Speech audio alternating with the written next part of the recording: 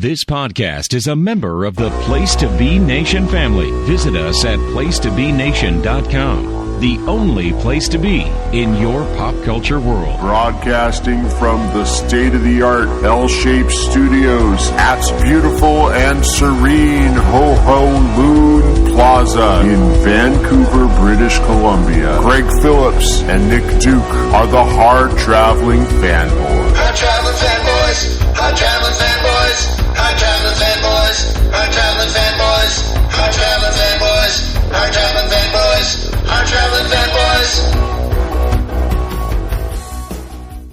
Place to Be Nation, welcome once again to another episode of the Hard-Traveling Fanboys.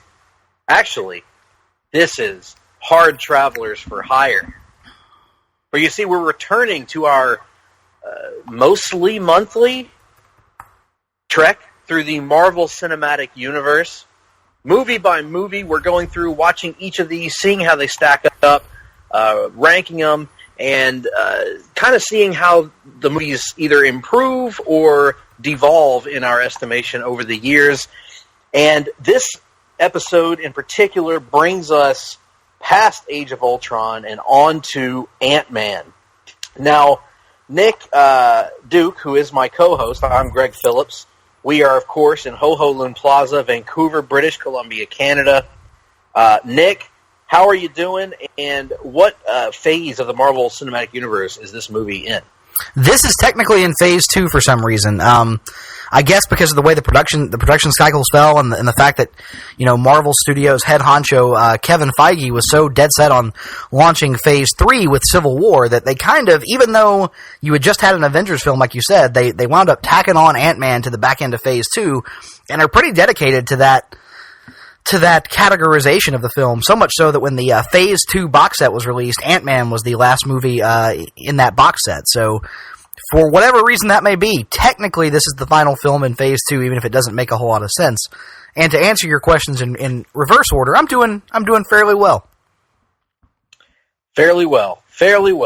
In some respects, fairly well is all we can ask for these days. But this show is about to be much better than fairly well, or fairly good, or whatever the correct terminology would be, because we are joined right here in the frigid, frozen tundra of the Vancouver, British Columbian studios by one half of Geek and Sassy, one of the superstars of Place to Be Nation Pop, co-host of Talkin' Pop, the newest podcast here on the feed, occasional guest on the Sellers Points podcast. You've heard her all over the place at this point. She's the Audio Village Bicycle, and her name is Jennifer Smith. Holy shit! Really? Only in the form of it's a compliment. And that's Greg. Now that I think about it, that's especially apropos given the little audio production we have coming up later this month. Well, thanks for that intro, I guess. Hey, listen, I've been you see, you've been on a lot of podcasts. Yeah, you see, sure have. So when you make your rounds, you make your way through the city. You're making it worse. Also, bicycles. There's one bicycle in the village. You see, everyone would in turn have a ride. Use the bicycle. Yes, that's pretty much what you said the first time. I don't understand how this overly long, complicated, drawn-out explanation has improved or added anything of merit to the conversation. Just call me a podcast slut and get it over with. Well, I would never use. She will podcast with anybody at any point. That is her reputation at this point. Right? But I can promise you this, Jenny. This podcast is disease-free. You don't have to worry about it. Good. Many aren't. I would not make that promise, Greg. Well, we're learning all kinds of things this week on the Hard-Traveling Fanboys. Yeah, we need to talk about that off air, by the way. You might want to see a medical professional sometime soon. Very good, Mr. Lau. Hello, Jenny, Robin? Thank you. Is Batman there? Hello, real cops. Hey, Jenny, how are you doing today in all seriousness? Thank you for joining us for this look at Marvel's Ant-Man. I'm good, and thank you for having me. Yes, have some. Oh God.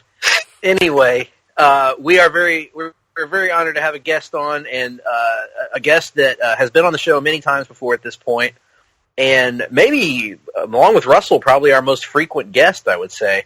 But we are here gathered to take a look at Ant-Man, and it's a movie that came out in 2015. Is that correct, Nick? Yeah, I believe it was August of 2015, or maybe July of 2015. It was summer of 2015 after Age of Ultron's May release, which is traditionally the big weekend window for Marvel. So no surprise that they put Age of Ultron there in that May window and then slotted Ant-Man right after it. I believe it's 2015. I'll look up that exact release date because it's something we should know, Greg, if we're going to have an intelligent discussion about the film. And that release date... We never promised to have intelligent discussions about anything. That release date was July 17th of 2015. Very good. So 2015, July 17th. Now, this movie is notable for a couple of reasons. And one of the most notable reasons that it is notably, is that it had a rather troubled production process. And amongst the notables about it was the fact that it had a director attached, Edgar Wright, who is known for movies such as Shaun of the Dead, Hot Fuzz, whatever that movie was called, The End of the World, I think was the name of it. Anyway, he's known for movies, various movies, comedies and whatnot. So he was attached to write and direct it. At some point, he had a falling out with Marvel Studios, Kevin Feige et al., and was dropped from the project, or left the project, and they brought in a new director, Peyton Reed, I believe is the name, and he kind of picked up the scraps of what Edgar Wright had written. They had a rewrite process, and kept some elements of that and changed some other stuff around. And so there was a lot of talk going on about how this might be the first dud for Marvel Studios because of all of the all of the issues in the production of it. There were similar issues that arose that had been arising in Age of Ultron and to a lesser degree in Thor: The Dark World. So people were a little bit concerned about this one. Ant-Man is not a very prominent character in the mainstream. Certainly hardcore Marvel Comics fans knew Ant-Man to a degree, but I'll use myself as an example. I didn't know the first thing about Ant-Man except that his name was Hank Pym. Well, the main character in this film is not even Hank Pym, it's Scott Lang, who I knew absolutely nothing about. So I guess to get us started, where did you guys come into this movie? How did you guys approach this movie in terms of knowledge of Ant-Man? What was your excitement level for the movie?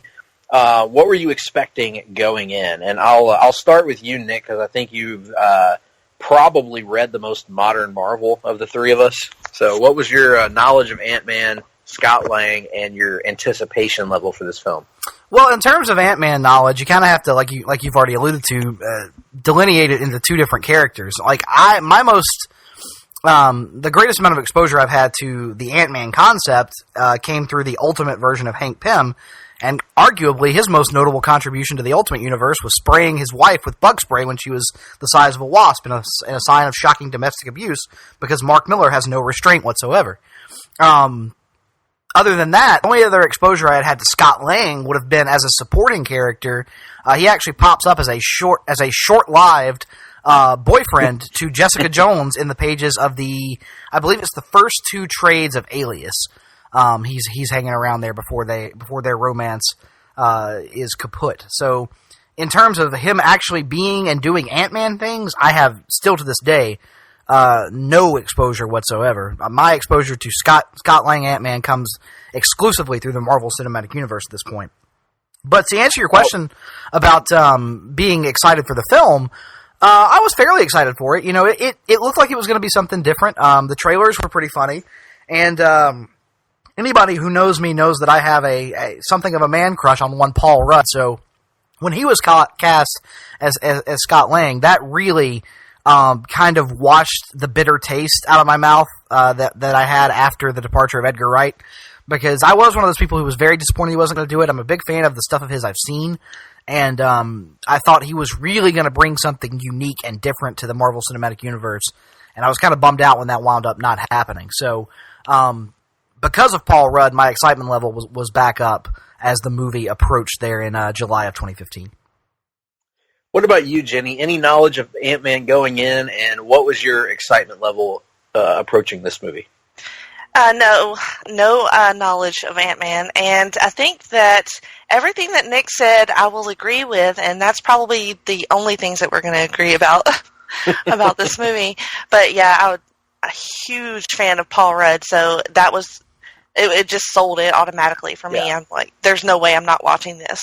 And I love the thought of him as a superhero. It's so different for him.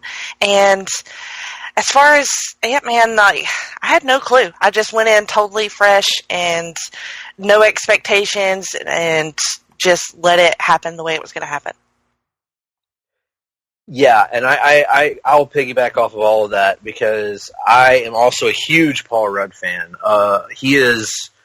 He's probably one of my favorite comedic actors in Hollywood, especially in the modern era where modern Hollywood comedies haven't really appealed to that much because I struggle to identify with a lot of the lead characters in modern movies. And, it used to be either it would be a character I could identify with or a character that's so cool I wanted to be like them. But a lot of the modern characters are like characters that I wouldn't want to know, even in my real life, nor could I identify with. But with Paul Rudd, he always has that everyman quality about him, where like he's this dork, and he knows he's a dork, and he leans into being a dork, and it's just refreshing. Something like I Love You, Man is probably one of my favorite movies, period, of the last 10 years. I love that movie. Yeah, it's so good. So I was excited for this, due primarily to him. The other aspects leading into this movie for me were I'm actually not a big Edgar Wright fan. I like Shaun of the Dead a lot, but I haven't really been crazy about his other stuff that I've seen. Didn't really like Scott Pilgrim. Didn't really like Hot Fuzz that much. End of the World was okay. Really?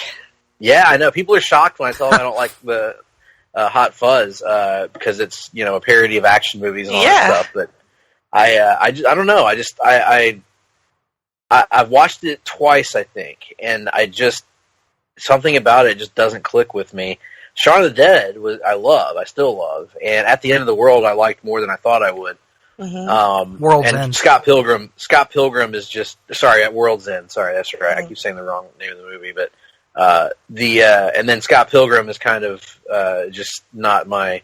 Yeah, I haven't seen Scott Pilgrim, so I can't really comment on that. But his spiritual trilogy of Shaun of the Dead, Hot Fuzz, and The World's End, I really enjoy all three of those movies, bordering on love. So I think I'm a much bigger fan of the guy's body of work than you probably are.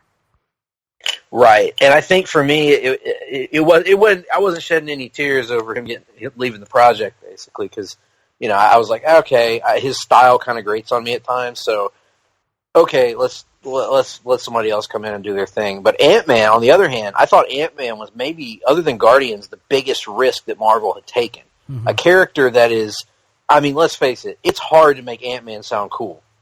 You think Aquaman's lame talking to fish. This dude talks to ants and rides ants around and can shrink. Not exactly the sexiest powers in the world. But I had faith in Marvel. They hadn't led me astray yet. So I was reasonably interested in this. I wouldn't say I was excited about it at all, but I was going in with low expectations, but I was expecting to at least laugh a little bit because of Paul Rudd.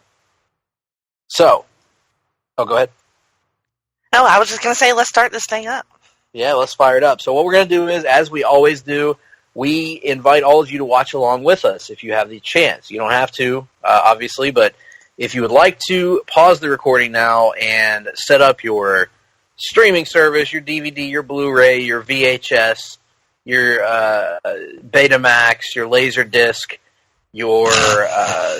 projection 3D, reel, 3D, your 3D television Blu-ray disc. Hey, you actually have one of those in your possession right now, Greg. The 3D. I know that may have been mentioned to Jenny off air after before this. We may have we may have made fun of you for getting in on the 3D television. Hey, man, I liked my 3D TV. It was really cool until it got stolen twice. So I gave up on that.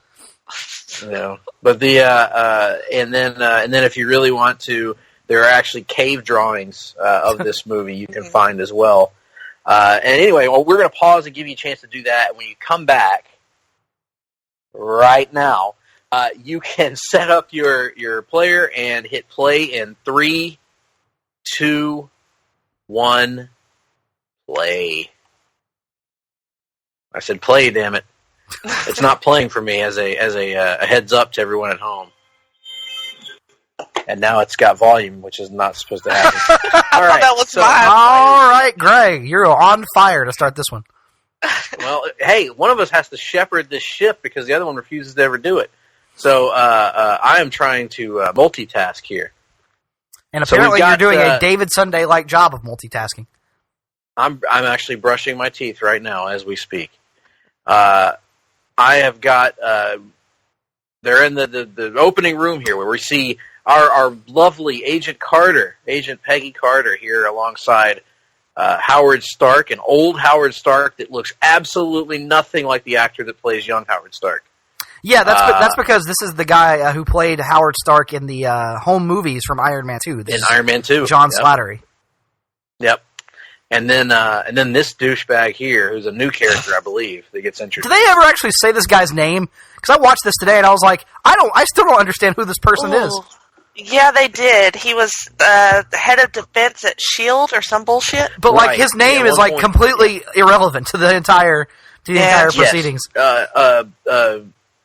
Hank mentions his name to Scott later on. Yeah. He's running down the right, but it's kind of an aside, and he's kind of just doesn't really serve as integral a role to the movie as this opening scene would suggest to you, based on him kind of being the one who originates this conflict.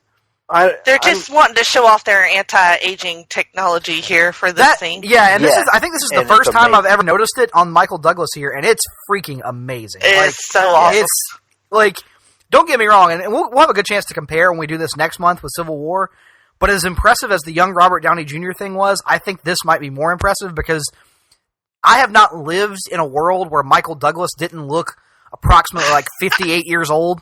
And to have him be more like 35 here is introducing me to a version of a person that I never knew. It's incredible. Yeah, it'd be like seeing like a Richard Gere that looked really young. Yeah. But yeah, I thought they did an amazing job with the makeup, and I think this scene is just to establish Hank Pym, right? That he was around and that he exists, and B, to establish kind of his antagonistic relationship with the decision makers, basically the government and everything, people trying to misuse his formula as far back as 1989. But we got to see Peggy Carter again, which is always great. See her interact with those three there, or those other people there. Now we're in the prison with Hank in a really good scene, or not Hank, with Scott Lang in a really good scene. The introduction of Paul Rudd. I particularly enjoyed this initiation scene, if you will, or goodbye scene from the prison. Scott gets a really good punch to the face in a movie full of good punches to the face. Yes, that's what we were just talking about. That this movie is littered with good punches to the face. Particularly, there's one later on in a training montage with Scott and Hope, where Scott finally is able to land a punch on her and punch her right in the gut. And she registers it, and he's kind of mocking her. Oh, I'm sorry. And then she turns around and punches him right back in the face, and it's great. So, yeah, Scott's here established kind of a loser, basically. What was the purpose of that turnstile that connected to nothing so people could just walk around it? Like, that was like the version of like the APA's wood frame door from backstage. That turnstile served no purpose. I would argue that most turnstiles don't serve a purpose. Well, most turnstiles you have to actually walk through them to get where you want to go. He could have just walked around it if he wanted to. That was weird. Well, I mean, I don't ever walk through the turnstile. I don't believe in it. It makes me feel uncomfortable. It hits you right in the crotch, sometimes. Mm-hmm. Not comfortable. So here we meet a character that will be quite divisive on this show. Michael Pena's character, who is Scott Lang's best friend and former thieving partner, who's trying to draw him back into the life of crime because he's so good at it. But unlike the character description I just named, you would think that this guy would be kind of a grimy, almost, I'm picturing kind of like Jeremy Renner's character in The Town, you know? Yeah. But he's nothing like that. He's completely optimistic. He's happy all the time. He's always seeing the bright side of things. And as a result, is my favorite character in the movie, other than Scott. This is actually a funny scene. Really? This is a funny scene. Yep. Yeah, when the kid tries to order a burger. This kid has no clue what's going on, yeah. It's hilarious. This feels like something that would just be in like a Paul Rudd movie, not necessarily like Marvel specific. This feels like it would be a scene in the 40-Year-Old Virgin or Knocked Up or something, Or Anchorman. All the way into this scene where he meets with his boss. Yeah. This whole Baskin-Robbins bit is great. They should just do a movie about Scott working at Baskin-Robbins. I'd watch that. Or different escaped criminals coming to work at the same Baskin-Robbins. Baskin-Robbins, yeah. And getting fired repeatedly. So, and eventually the Baskin-Robbins is like transported through time and space to the planet of the Grand Master, and Goldblum becomes the new manager of the Baskin-Robbins. I'm all for this. They should make this. So Paul Rudd instantly kind of inhabits this role and turns him into a Paul Rudd character, which, again, this is a case of the MCU, in my opinion. Now, granted, I don't have a lot of exposure to Scott Lang, so I apologize in advance to any fans of comic book Scott Lang. But to me, it feels like a case of improving a comic book character through the actor's natural charisma. Do you guys agree with that, disagree with that? I mean, it's hard to disagree with it because I don't really have much exposure to him, but I will say that, like, from the little bit I've read of Scott Lang, one of the things that did surprise me was how comedic the character was, and so I feel like this might be an example where, yes, it's an improvement just because of how great Paul Rudd is, but I think this might not be as drastic a departure as, say, Robert Downey Jr.'s version of Tony Stark as it was from the comic version of Tony Stark at that time. This might be a little closer in tone based on my limited exposure. And I think that they try to, like, with Paul, I think he tries to make it a little more grounded, not be maybe sort of as dumb as some of his other characters are. And I feel like it's a toned down version of Paul Rudd. So even if they're using his charisma, it's still not at full volume. And he kind of has to, because I think they reference here in this scene coming up that he's got a master's, or in the scene previous, he's got like a master's in electrical engineering or mechanical engineering or something. So he's a smart dude, so he kind of can't play it, like idiot Brian Fantana or anything. He's kind of got to play it a little bit more straight while still being comedic, which is easy for him because he's charismatic as hell. Yeah, he's an everyman. Like he's a normal guy. He's a smart guy, but he just he like a lot of us, he makes bad decisions a lot. Hey, it's that guy from The Dark Knight. It is playing a David Dastmalchian, a vaguely Eastern European individual. Sweet sideburns too, much like the silhouette in the first installment of Place to Be Nation Pop Comic Book Theater, which people will be hearing more about in the near future. Mm-hmm. T.I. here, right? Is playing. Luckily, they do not lean too heavily on the comedic talents of T.I. No, but I think he's good here. I actually enjoy all of these. All right. I do. I enjoy all of his friends here. I think they all. It's not like they're not asking him to put on a Brando-like performance. He's basically just playing a guy that has only a few lines in the movie, and he's good at it. They're at that very limited role they give him. But yeah, I mean, Luis is clearly the main guy here of the friends, but it's establishing him as a guy that's clearly much smarter than the people that he's hanging around. And he just makes bad decisions in life and ends up kind of a loser through circumstance more than through being how about those super sweet driving gloves on Hank Pym? You don't see those busted out very often. Right. What is the practical use of driving gloves? I don't know, to make yourself look badass maybe? That's it. Certainly pulled it off for old man Hank Pym there. That's Well, I true. think it only works if you have a certain kind of car. Like, you can't. Yeah, just good drive- point. Good point. Yeah, if you're driving around like a. I should get some Dodge driving gloves Stratus. for the van. That would be awesome. God, that would make you look so badass pulling up to the kindergarten in a couple of We years. haven't gotten to kindergarten quite yet. Come on, Greg. Don't I said in a couple don't of years. depress me preemptively. I said in a couple of years, you pull up there and you're playing cats in the cradle as you walk. But only the Guns N' Roses version, of course. I didn't know there was a Guns N' Roses version of Cats in the Cradle. Oh yes. Nick's favorite, Darren Cross. Uh-huh. Aaron Cross, bastion of charisma. But here we are again. Like, and you guys are going to say Nick's favorite throughout this, and I'm just going to go.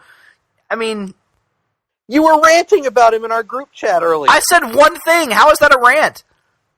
That's And I believe my exact comment was, I already don't care. And that's the only I just don't he brings nothing here. He is a just bland. I mean, the MCU up to this point anyway, we've talked about on the show how they've improved on that in recent years, but up to this point they were notorious for giving you underdeveloped bland villains, and to me this is like the textbook example of that. He brings nothing to this role. And as a result, the plot doesn't this movie has undeniable chemistry and charisma from Paul Rudd and Evangeline Lilly and Michael Douglas, and we can differ on other members of the cast, but the problem is this is the guy who's kind of supposed to make the plot move, and he doesn't. He just stands there. And that is my most fundamental issue with this movie. Where I disagree with you on that is I'm not going to defend this actor or the character of Darren Cross. The writing is horrendous for Darren Cross. He's just not... He lacks any depth at all. He's just a generic evil guy. But I don't see how he ceases to make the plot move. I mean, the plot moves. The plot works. The plot makes sense. The plot makes sense, but I'm saying, like, in terms of emotional engagement with the plot, he does not help the movie in any regard. In the plot making sense, to me, that already puts it ahead of... But we're getting ahead of ourselves. But there have already been movies in the MCU to this point where the plot hasn't exactly been the strongest point, including Age of Ultron. But we will get to that later on. Darren Cross, this is an introduction of him, and other than the fact that he looks like a penis, he doesn't really have a lot going for him. Jenny, what are your thoughts on Darren Cross? I don't know. I like that actor, Corey Stoll. I like him. I've seen him in like House of Cards and other things. He was better in House of Cards, but I don't know. I kind of see it a little bit differently. When I was watching it today, I was trying to see it from his point of view, and I mean, you guys are right. It's not the strongest thing, but he tries. Like, he tries, and he had a father figure that disappointed him, just like Hope, and he was trying to relate to her on that level. And he was jealous of the technology that Hank wouldn't share with him. So, I mean, all of his motivations are clear, and I don't know. It's not that bad for me. It's better than I think you guys think it is. Well, I mean, that's fair. And the thing is, like, I think that there's room for generic, or not generic, but for traditional villains. Like, not everybody has to be a sympathetic or empathetic villain. True. It's fun to see people let loose and be kind of that joyfully evil character. I agree with that, but he's not joyfully evil. Like, he's just blandly evil. Like, if he was going big, in the vein of something like Hugo Weaving as the Red Skull, it would make more sense in the context of this movie. But he doesn't do that. He just kind of lazes his way through scenes, in my opinion. I think he's giving it an effort here. I think he's doing what he can. I think the character, to me anyway, it feels underwritten in terms of, Jenny mentioned his motivation. I mean, what is his motivation other than gathering a lot of power and money? I mean, that is a motivation. But well, I think that, like Hope, he had expectations in being Hank's apprentice, or his Hank being his mentor, and then he felt left out, much like Hope did after Hank checked out when her mom died. So, I see some sort of parallel there. She obviously does it way better than him, but, I can see it. Right. I think the difference there is ultimately it's still for him comes down to he's upset because Hank won't tell him about this particle that could bring him success and fame and fortune, which is fine, but it's the same motivation, is it not, that Obadiah Stane had in Iron Man, where Obadiah Stane is kind of this bitter businessman who, kind of resents Tony Stark even existing, but also, he's after power, he's after control, and that's kind of what motivates Darren Cross. But I'm somewhere in the middle, I guess, and then I think the actor does what he can. I wish that he had a few more humanizing moments, like him him just flat out murdering that guy that happens to disagree with him at that meeting at the beginning is super evil, but it's almost cartoonishly evil. For me, it's almost like, at that point they should have just made him be like this outlandishly evil right guy. And if they had gone super cartoonish with it and had him just be a little bit over the top, I think it would have worked better for this movie essentially is a comedy. That's what it's kind of seeking to be, is an action comedy, and kind of having him be bland takes away from that a little bit. Oh, the little girl is so cute. Oh, the little girl's great. Adorable. Yeah. All the daughter stuff in this movie is really good. Yes. He's so Good ugly. Lord. I love him. Kids are like that, though, man. Yeah. She looks like Kim too. Yeah. Yeah. Which I always think it's cool when kids look like the parents, but that has to be a hard thing to find in a casting process, Right. And this guy, I also like this character, the guy, the stepdad. And I can't place this actor. I've seen him somewhere before, but I can't remember where. He's got one of those faces, one of those that guy faces. That guy. Yeah, that guy. Yeah. Well, I think what I like about this guy, even though his character at first you hate him, and still you kind of hate him at the end just because of his role. But I think it's because we're conditioned in movies to hate the stepdad character, right? And going all the way back to something like Mrs. Doubtfire, right? Where Pierce Brosnan really doesn't do anything wrong in that movie, but you still hate him in it. So, and in this case, it's kind of the same thing for me. But what I like about this movie is they don't fall into that trap of making the stepdad be like this evil guy or this, jerk that's mistreating Paul Rudd or Scott Lang's ex. Instead, he actually is a good guy. Like he's a decent person who ends up helping him in the end.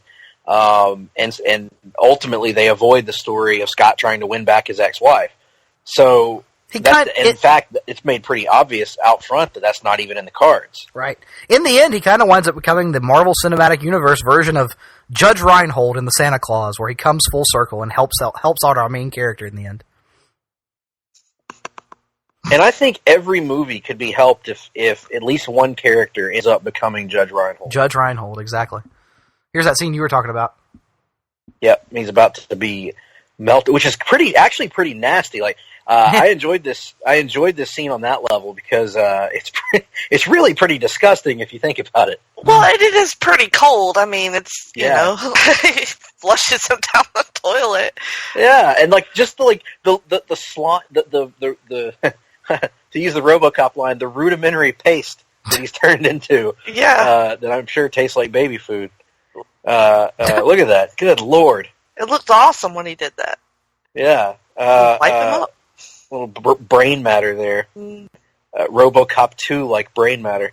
But yeah, so obviously we all three of us kind of diverge on the Darren Cross character, but Scott Lang, I think, is a character most of us can agree on. Oh, I mean, there's no doubt about Scott Lang. I think we're unanimous. Yeah, on that. he is a delight of a character that is breathed life into by Paul Rudd, and we've talked about him a little bit, Jenny. But how does Paul Rudd as Scott Lang rank up with some of the other leading stars of the MCU? Ooh, Not necessarily. I say rank. I don't mean you actually literally have to rank him. Yeah. Does he belong in that pantheon, in your opinion? I'm going to say yeah. I mean, much like, the other characters, when you think of Iron Man, you think of Robert Downey Jr. and, Thor's Chris, and, when I think of Ant-Man, that's who I think of. So, yeah, I mean, why not? Yeah, I agree. And I think his physical transformation to become, this superhero character was Chris Pratt-like in its impressiveness. And then also just his ability to take this character and make him different. Because Ant-Man, I'm sorry, I'm never going to buy Ant-Man as being on the level physically or just from a perception standpoint as Thor, Captain America, Iron Man, the Hulk, etc. I'm never going to buy that. So instead of trying to make him this cool, superhero guy that beats people up, they just lean into the fact that he's kind of a dork, he's kind of a loser, and he knows that, and he has a weird, lame superpower that he exploits. So I really love what they've done with his character to make him feel like he belongs and to make him feel like he is an important part of the MCU and can fit alongside these gods and these mad scientists and these super soldiers that we've seen on the screen. Big fan. So I know this is another divisive scene amongst us. One of my favorite bits in the movie. I love this. I love every time in this movie they go back to this. Hey, the first time is funny. Yeah, so this is for those that aren't following the movie, this is the first of a few scenes where his name is Luis, right? Yes. He tells a story to Paul, or to a character in the movie, and it kind of shows you these characters in flashback, all of them with the voice of Luis. So you'll see a woman there that was the cleaner, and then she tells her boyfriend, and he tells his teammate at the local baseball team, and then he tells a former classmate of his or whatever, and it all gets back around to Luis, how he finds out about this job. And it's just a really clever stylistic thing, I think, that actually probably is the most Edgar Wright thing that's in this movie, I think. That's what I was just going to say. That's definitely when you feel him the most in that movie, is those little cut scenes, cutaways, quick scenes. That's kind of his go-to, is these cutaways, quick scenes, as like you said, they kind of are interspersed throughout his movies. And this very much feels like something that was probably left over from the Edgar Wright version of this movie. One of the things I like about his stories are the activities that he's doing when he hears the stories. Like right then he was at a wine tasting. Yeah, a wine tasting, yeah. Later on he's at an art museum. And I don't know, I just think that's a quirky thing about his character that you wouldn't expect. Right. You see this guy, and he seems to be a career criminal who lives in kind of a crappy apartment, and he's going to all of these things that you would associate with rich people who don't want the Publix built in their neighborhood. It's quite a change. And now this scene, I don't know why I love this shot of the Russian guy climbing up the light pole and taking out the light. I think it's because it reminds me of Wayne's World 2 for some reason. And I'm not sure if anyone remembers the scene I'm referencing, but Wayne's World 2, Wayne and Garth are trying to spy on Wayne's girlfriend, Cassandra, and so they dress up like the Village People. I think they actually are intending to dress up as these actual professions, and one of them is like a utility worker, and he's up on a pole spying, but they end up going in and becoming the Village People or whatever. And that shot, even in the theater, reminded me of Wayne's World 2.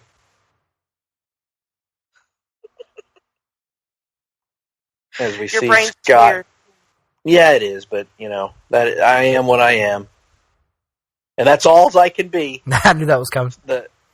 The break in to the Pym mansion. Would you call this a mansion? I don't know. I would just say residence. It's a fairly, it's a nice house, no doubt, but I wouldn't say mansion. Like,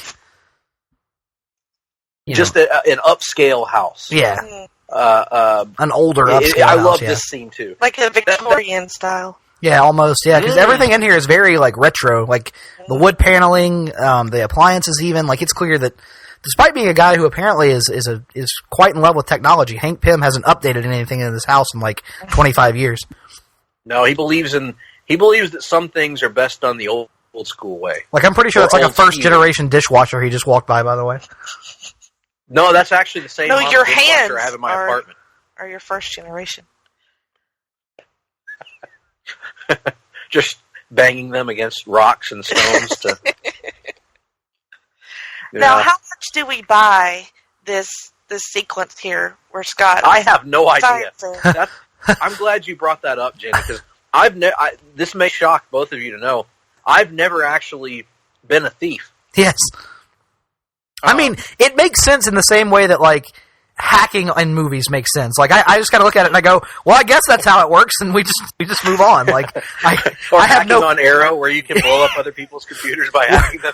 Where Felicity just carries around a tablet which has like no processing power, and she just taps on it and like, oh look, all the street lights are down. You know, it's just one of those things that you just kind of eventually go, okay, I guess that's how it works.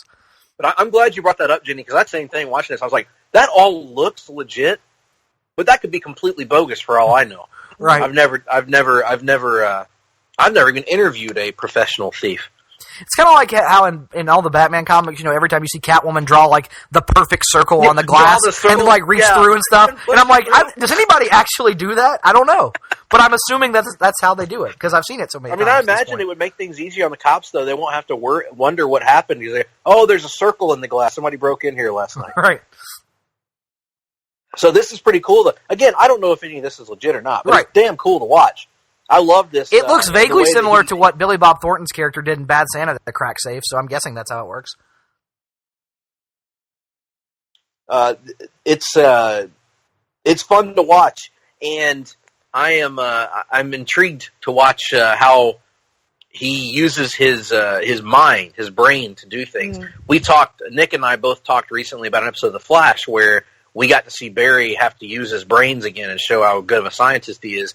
So I'm always kind of a fan of seeing characters that have something beyond their powers get to show off those skills now and again. Sorry, it loses I'm me just a watching bit. This. I'm trying to figure out what the hell is. Trying to remember what the hell is going on here.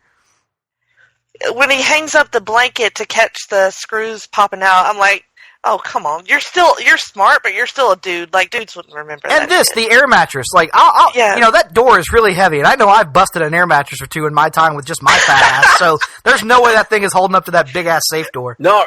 Like how that's what we don't believe. Yeah. Remember, we broke an air mattress wrestling on it one time. Yeah, wrestling, right. Naked. Uh-huh. Yes, naked wrestling. Greased up, naked wrestling.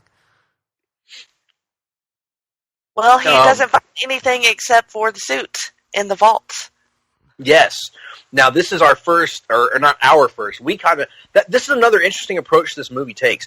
We kind of know what's going on the whole time to a degree. We don't have an indication that Hank is monitoring Scott, except that he tells Hope before this scene that he's been watching a guy. He thinks he may have found a guy. So we, as an audience, kind of know what's going on. Scott has no idea. So Scott is walking into a trap, basically, and we just saw the ant monitoring him there. Scott is kind of in that scary position where he has no knowledge, and the audience has knowledge. And that's kind of interesting, because I think they could have set this movie up differently, where we're with Scott and we don't realize what's going on, and then they introduce Hank Pym and all that stuff. But instead, they started the movie with Hank, so we know who he is. We kind of know what the deal is a little bit. What did you guys think of that approach versus maybe a more traditional approach where we would have been in the same shoes as Scott in terms of getting exposed to all this craziness? I liked it. I think it works because you definitely want Hank to be able to have his part of the story. You don't want him to just be like the expository guy the whole time, right, that just explains stuff. So I think if you meet him first, then you get a little bit more insight into what's going on. So it's not all new information. This is what's happening. Right. Which sometimes can happen in sort of like an origin story like that. And since technically this is a legacy movie, where we have a prior Ant-Man handing down the mantle to a new Ant-Man, you kind of need to develop, an independent emotional connection to Hank Pym. And so by introducing him separately from Scott Lang and not just having be like a middle of the movie reveal and just randomly pop up, I think it makes it a little bit more effective in terms of actually caring about that character. Here's another really good scene where Scott tries on the suit for the first time. It's all right, I guess. And it's all right, I guess.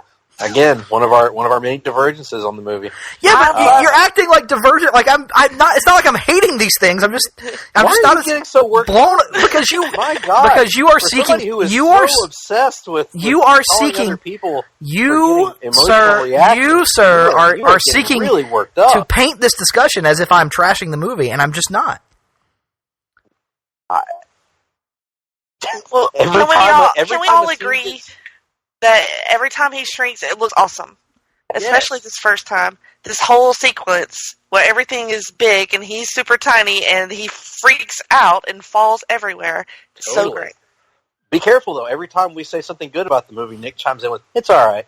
It's okay." It's cool, though, right? It's okay.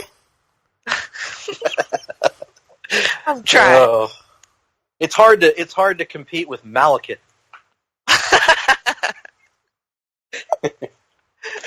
Anyway,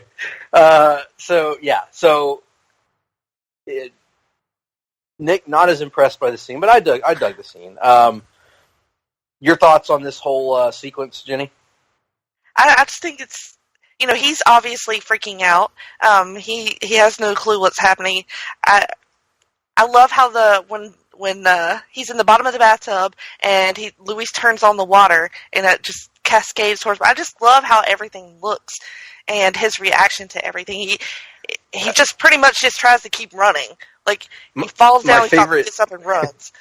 My favorite bit is Luis starts to take down his pants, presumably to get into the tub, and his reaction of "I don't want to see this."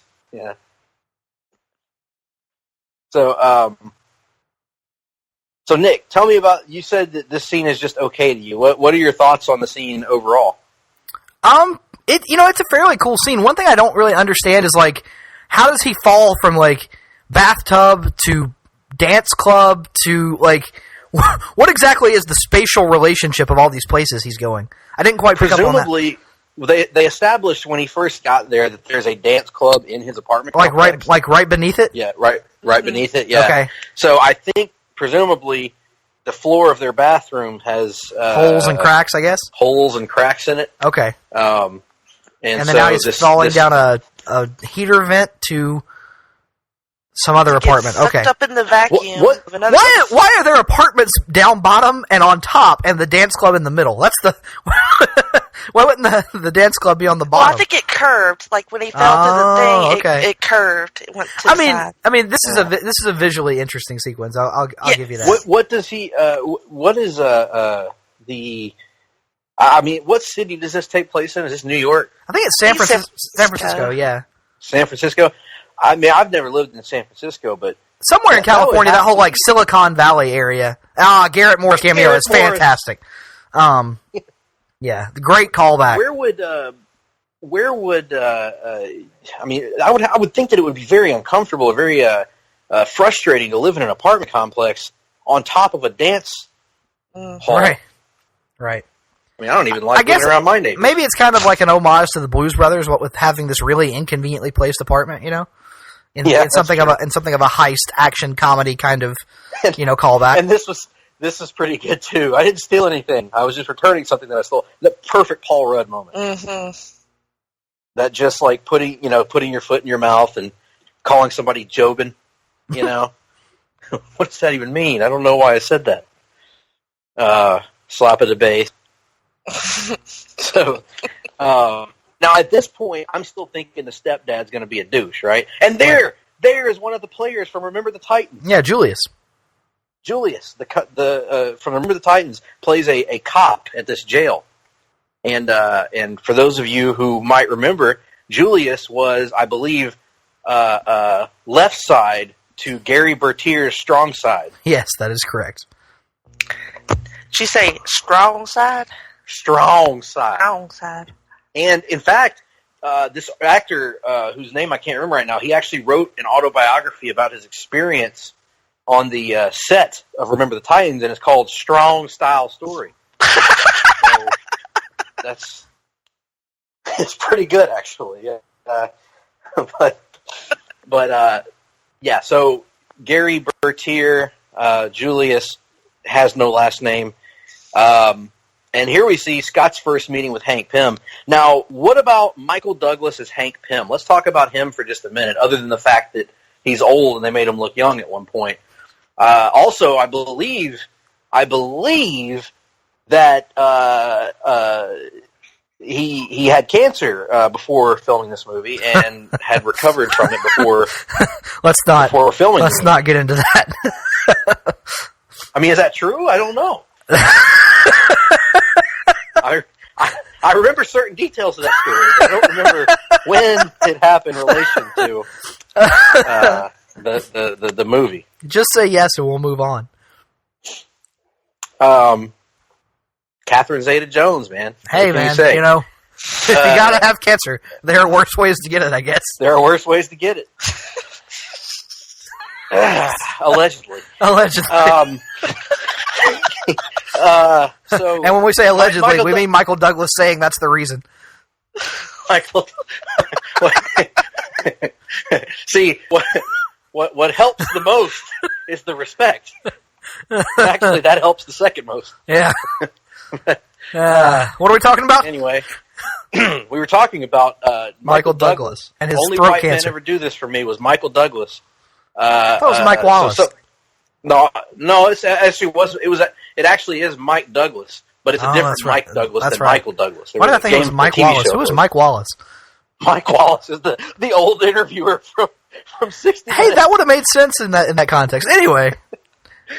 So our thoughts on Michael Douglas as Hank Pym. I think he's great. I think he adds more to the movie. I think, you kind of need him to play a little bit more of a drier, more sarcastic mentor to Scott's youthful silliness at times, and I think it really works. I enjoyed pretty much everything he did in this movie, especially some of the flashback sequences we see of his Ant-Man in action back in like the 60s and stuff. Yes, with his wife, Janet Van Dyne. Mm-hmm. And I will agree with that, and I think that father-daughter relationships aren't really shown that much in the MCU, so it's kind of nice to have the him and Hope, and then also Scott and his daughter, kind of that parallel in the movie. Yep. That is a great point that I didn't actually think about, because I've always talked about how I'm a sucker in movies for father-son relationship stories in movies, but I didn't really think about the fact that there's, you see a lot of mother-daughter movies, but you really don't see father-daughter movies that much, especially in our genre of superhero film. It's always a guy with daddy issues or a girl with mom issues. We don't really see that crossover very much. So that's a great point that I never considered.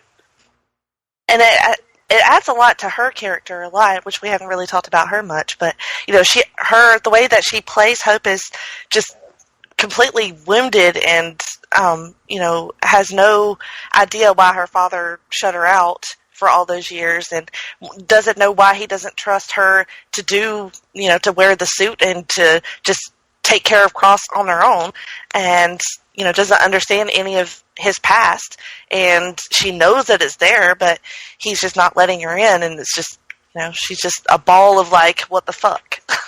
And that's kind of the traditional, I think, narrative of the dad-daughter relationship, is that kind of overprotective, to a fault overprotection, and you kind of see that here through his eyes, and we'll get to her in a minute because she's outstanding in this. This is actually, I think, the first thing I had ever seen Evangeline Lilly in, because I never watched Lost. Oh wow! Yeah. But so anyway, Michael Douglas had kind of gone cold for a while before this movie. He hadn't really had any prominent film roles in quite some time.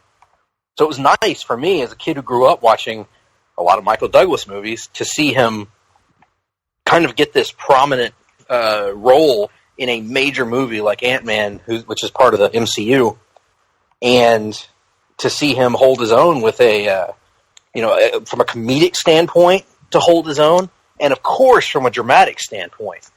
He and Scott get the comedy moments, and he and Hope get the great dramatic moments. And there's one scene in particular near the end of the movie between them, the one that Scott interrupts with that the great line about, "Oh, this is a great moment," which is another one of the great Paul Rudd moments. It's such a great scene, though, leading up to that.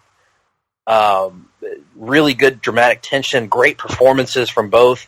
So I was happy to see Michael Douglas make a return here, and it gives me hope that I might one day get the sequel to the classic Michael Douglas film, Hard Rain.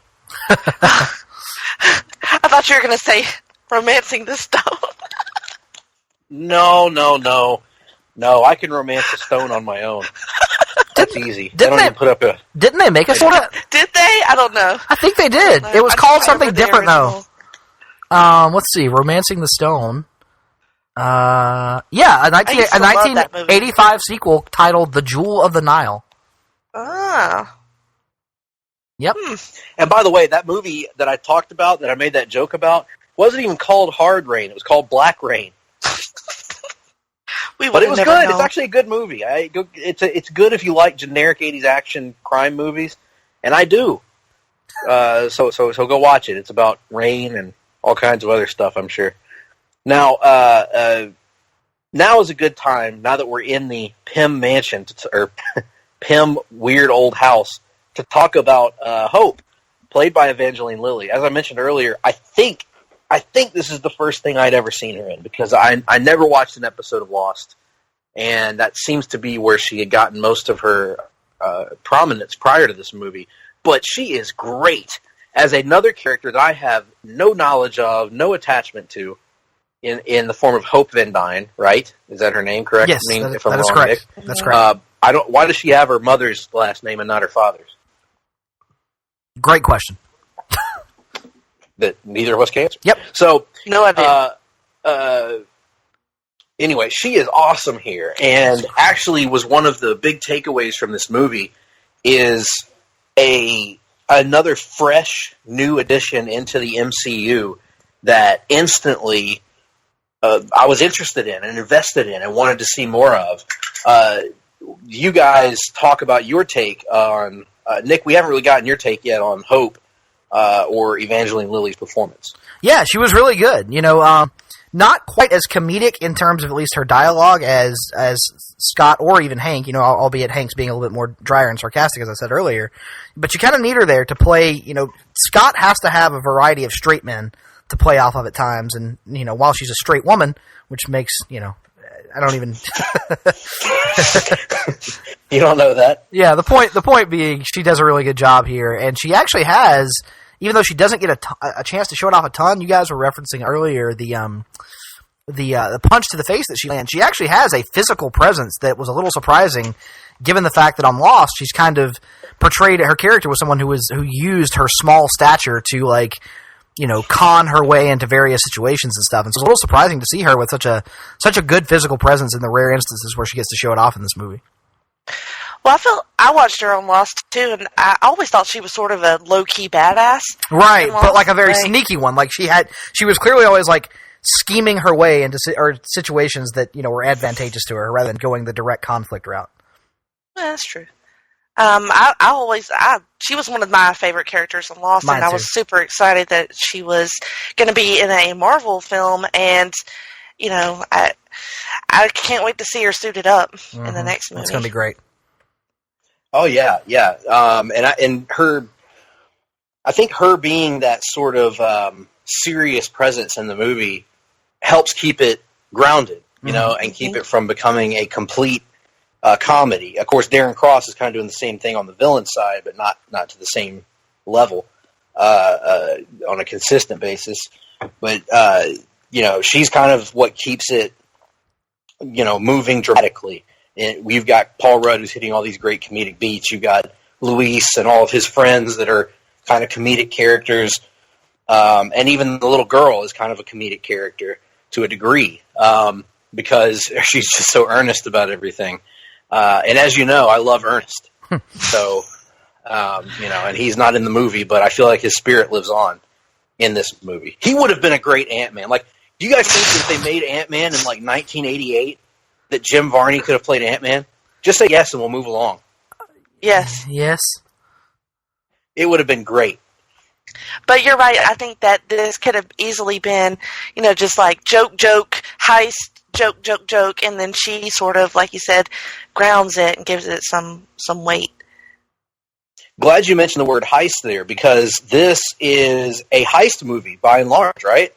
And it's another example of Marvel trying out some different... Oh, what's that word? Nick, what do you think? I don't know. Let's genre. and in this case, a heist film. We got a kind of a political thriller with espionage thriller with Captain America: Civil War. We got a science fiction space opera with Guardians of the Galaxy, and now we're getting a heist movie. And heist movies are always fun, and almost to a T they work. Like, I can't think of too many prominent, well-budgeted heist movies that just flat out suck. I mean, I'm sure there are some if I really racked my brain, but I mean, think about the Ocean's 11 series, think about the movie Tower Heist. Usually at the baseline, they're good. They're entertaining. And I think it was wise to go that direction with this movie. It wouldn't have worked if they tried to do a corporate espionage movie with Ant-Man. I don't think that would have worked as well. I don't think it would have worked if they did a political type movie, or even if they did just a generic action movie. I don't think it would have worked with Ant-Man. But what does work is going this heist route and focusing on kind of the natural comedy of that, and putting you in the situation where you're waiting for what's going to go wrong for him, basically, right? Where he's infiltrating this building, and they have this really elaborate plan for how this whole thing's going to go along. But as we know, in any heist movie, the plan never goes exactly how it's supposed to. Agreed. Yep. I think our first move should be to call the Avengers. I mean, when the world is in trouble. Right. Which I love that joke too, because it isn't that kind of the question that every kid or every like newcomer to these movies asks when they come in, and they're like, or for any movie franchise, like, right, why don't you just call Superman? Why don't you call Thor?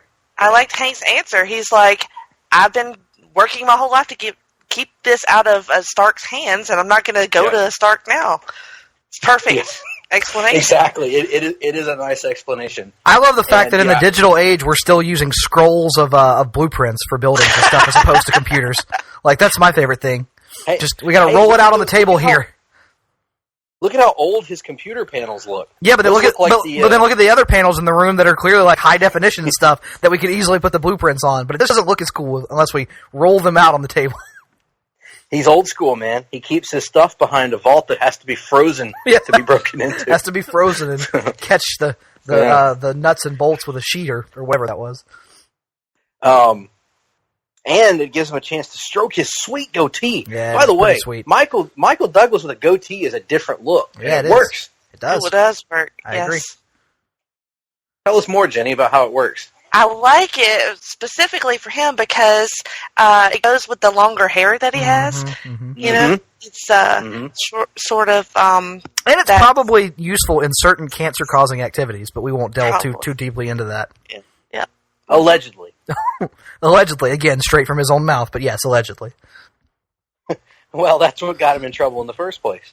Allegedly.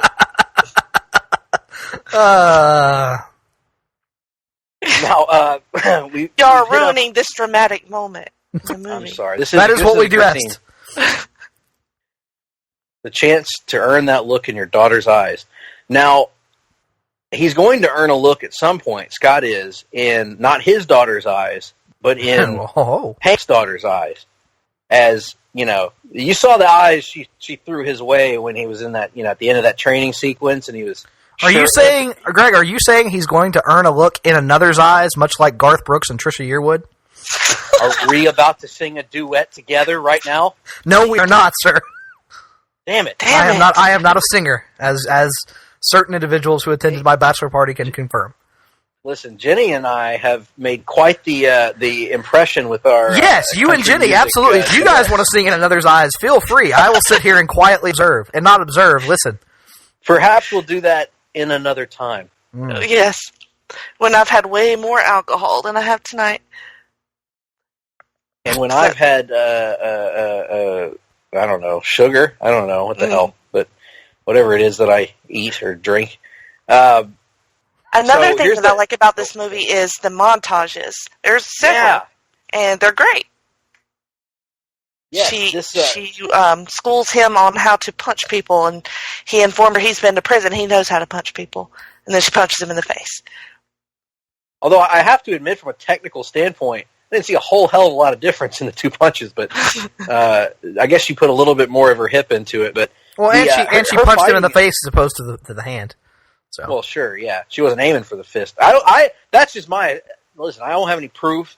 But my read of the scene is that she wasn't actually aiming for his hand. She was trying to punch him in the face. Controversially enough, Greg, I'm going to agree with you.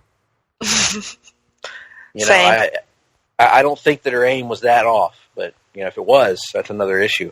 But, yeah, so her fighting in this whole montage is badass. Like when she jumps up and does a Frankensteiner and puts him in a triangle choke. Yeah. That was good. What a great old man attire, too, on Hank Pym right here. Isn't this the perfect old man suit? Like, I swear, half the professors on our campus dress like this. I swear David Sunday dresses like this. With the button kind of, halfway down his chest unbuttoned. Well, not so much that, usually, but only certain professors. I can see, an old English lit professor dressing like that, right? Maybe. I don't know. Like a sociology teacher. You ever run into the Spanish professor at Troy, Greg? Hey, we're not using names here. I didn't use a name. I asked if you ever ran into the Spanish professor. We only have one Spanish professor at Troy? When I was at Troy, they only had one Spanish professor, at least in terms of Spanish language. No, I've never run into... Well, then never mind. Let's just move on. What did he look like? Imagine a dude who's 35... but is trying desperately to be 21, and he has the skater, the hair down to his bangs and stuff, and the highlights, and wears the frat boy shorts and sandals and stuff. Yeah. It was certainly a unique situation. Goodness, frat boy shorts. Wore teal and pink polos and stuff. Brightly colored polos and all that kind of garbage. Garbage. Yep, I like that. I did like that. I don't know I don't even know what we're talking about. I like how they intersperse in the montage between him fighting, learning about ants, and then their plans for how to break into the facility. Yes, it's so much more interesting than if they had done it sequentially. Yeah. Lineally, yeah. What's the name of Anton? Right, is the pet ant? Anthony. Sorry, another great character of sorts in the movie we haven't talked about. I really grew attached to this little bastard. What about you guys? He's adorable. Yeah, I guess so. And I really like how they use the sugar cubes to practice him using his manipulation of the ants. She just punched him in the face again. Yeah, and there's the Frankensteiner into the triangle. Beautiful. Woo, and there's his abs. Yeah, girl. Get you a look. She just gave him a once over. She did. And she liked it. Okay, those things are cool. Those throwing things? The little disc things, those are awesome. Yeah, those are awesome. I love those. And there's the fire ants. This is the first time in my life that I've ever not hated ants. Just think if they had made Roachman, Greg, would you have even been able to watch the movie? Oh my God. I'd rather die. I'd rather die than go watch a movie about freaking Roachman. That would be where Marvel would lose my business. Give up on this damn movie series. Roach Man. Oh, now we need Roach Man starring Clint Black, so Garner can just lead the picket lines against it. I don't know what's the best part about that. Reminding myself of Garner's intense hatred of Clint Black for some reason, or the idea of Clint Black as an actor. Yes. Hey, if Dwight Yoakam can do it. Now you're trying to get me to watch it. At least Clint Black would be more aesthetically pleasing than Dwight Yoakam, even though at one time he was a sex symbol, which I still don't understand. No. I don't know, Jenny. Oh. Who would you pick, Dwight Yoakam or Clint Black? Clint Black all day. Okay, now here's the complicated question. If the choices are Dwight Yoakam, Lyle Lovett, or Dwight Yoakam and Lyle Lovett, which one do you choose and why? Oh my God! Neither is not an option. You have to choose one, the other, yes. or both. You have Why to would put I yourself. pick both? Why is that an option? If you were Tanya Tucker, you might pick Tanya both. Tucker did it. Yeah. Exactly. You know that I will that buy 90s my country Tanya song, Tucker. I Feel Lucky? You remember that one, Jenny? Yeah. She goes. Dwight Yoakam's in the corner trying to catch my eye. Lyle Lovett's right beside me with his hand up on my thigh. Yeah. Well, Come on, Dwight. Come on, Lyle. We don't have to fight. God dog. Hot dog, I feel lucky tonight. The implication there being she's going to bed them both simultaneously. At least in my I head. love it. well, then I choose both. What the fuck? There you go. Maybe they cancel each other out. Maybe Yeah. two fours make Two an eight or negatives equal a positive. I yeah, learned something like Matt. that. Something like that. I learned Are we that sure in math Dwight class. Yoakam isn't British, what with the teeth and whatnot? I'm pretty sure he's He not. does. He does look a little bit like the English fella Nigel from Family Guy. Yeah, he does. but We're hell of an artist. we're missing this Art. movie. Okay. Yeah, absolutely. So this is a great scene in the car where Scott kind of is bonding with Hope here for the first time, really. Kind of understanding where she comes from, and for the first time in her mind, she's allowing herself to humanize Scott, right? And he's making it clear to her that the reason that Hank's not letting her put on the suit is because she means too much to him. He doesn't want to lose her like he lost her mother, and Scott's an expendable dude, just a guy. It doesn't matter if he dies, really. Trying to Right. make her see that point. If he dies, he dies. But yes, it's a chance for her to see Scott too as something other than this guy who's taking this position that I want.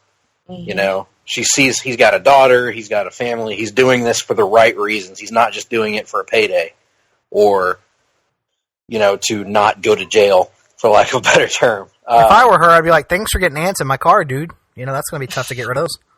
Yeah, they don't go away once they're in there, Yeah. the little devils. But they're better than roaches. My God. Roach man. Roaches. Roach man. Anyway. Perhaps an idea for the comic book draft. There we go. They could use him over in the Tick universe. Maybe they already do. I don't know.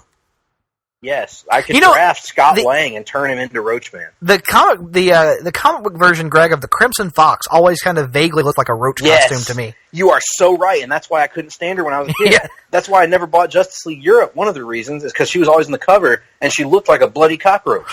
Not a literal bleeding cockroach, but just a cockroach. Yeah.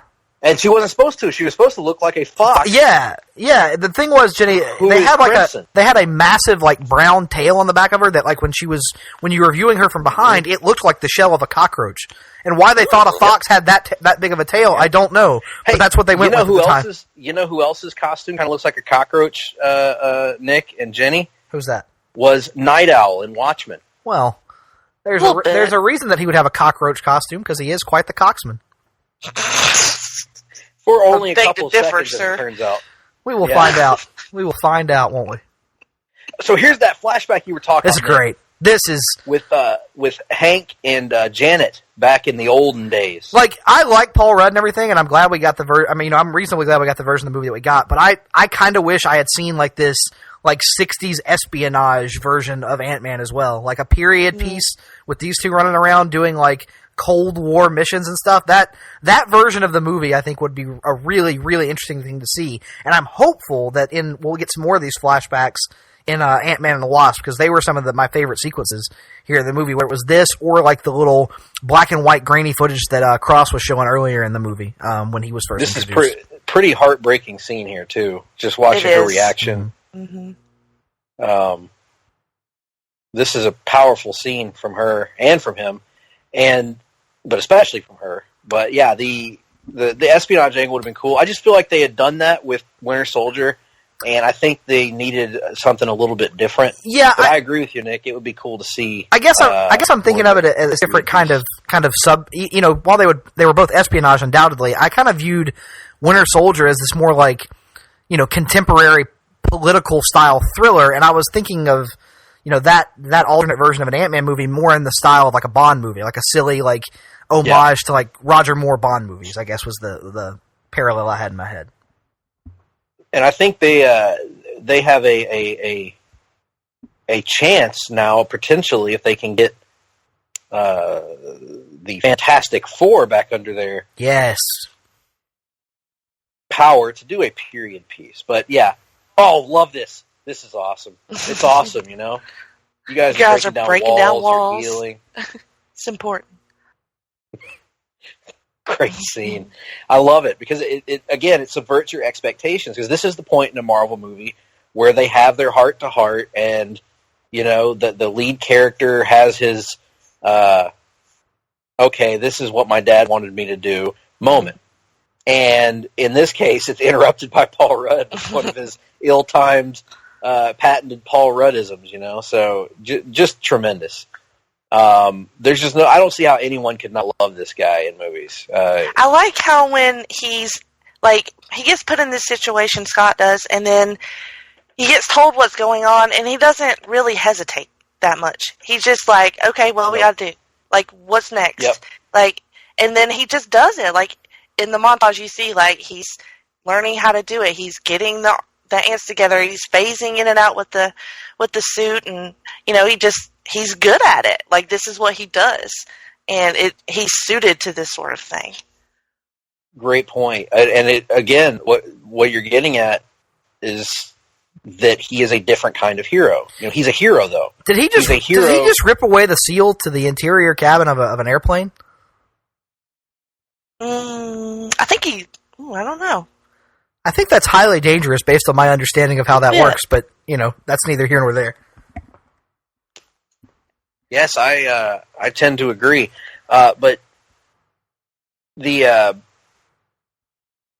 so this is a different kind of hero.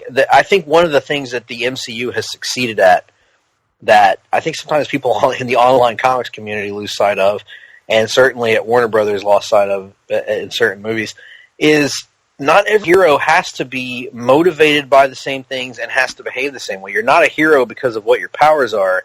You're a hero because of how you behave and what you choose to do. And are you going to do the right thing when the opportunity presents itself? So here's a guy who has made bad decisions in life to become a thief, to, you know, alienate his family and all that stuff. But when push comes to shove, to your point, Jenny, he does the right thing. You know, if you tell him what to do, he's going to do it. He's going to go there and he's going to do what it takes to get the job done. And that's heroic, in my opinion. And now he gets to meet another hero on the roof of the Avengers building. Another awesome scene. I love this. This may have stolen the whole movie in the theater when I watched it. This was tremendous. Because this is really his first outing. You know, this is the kind of the trial run. He's not really that accomplished yet at what he's doing, and he managed to get one over on Falcon there. Exactly. And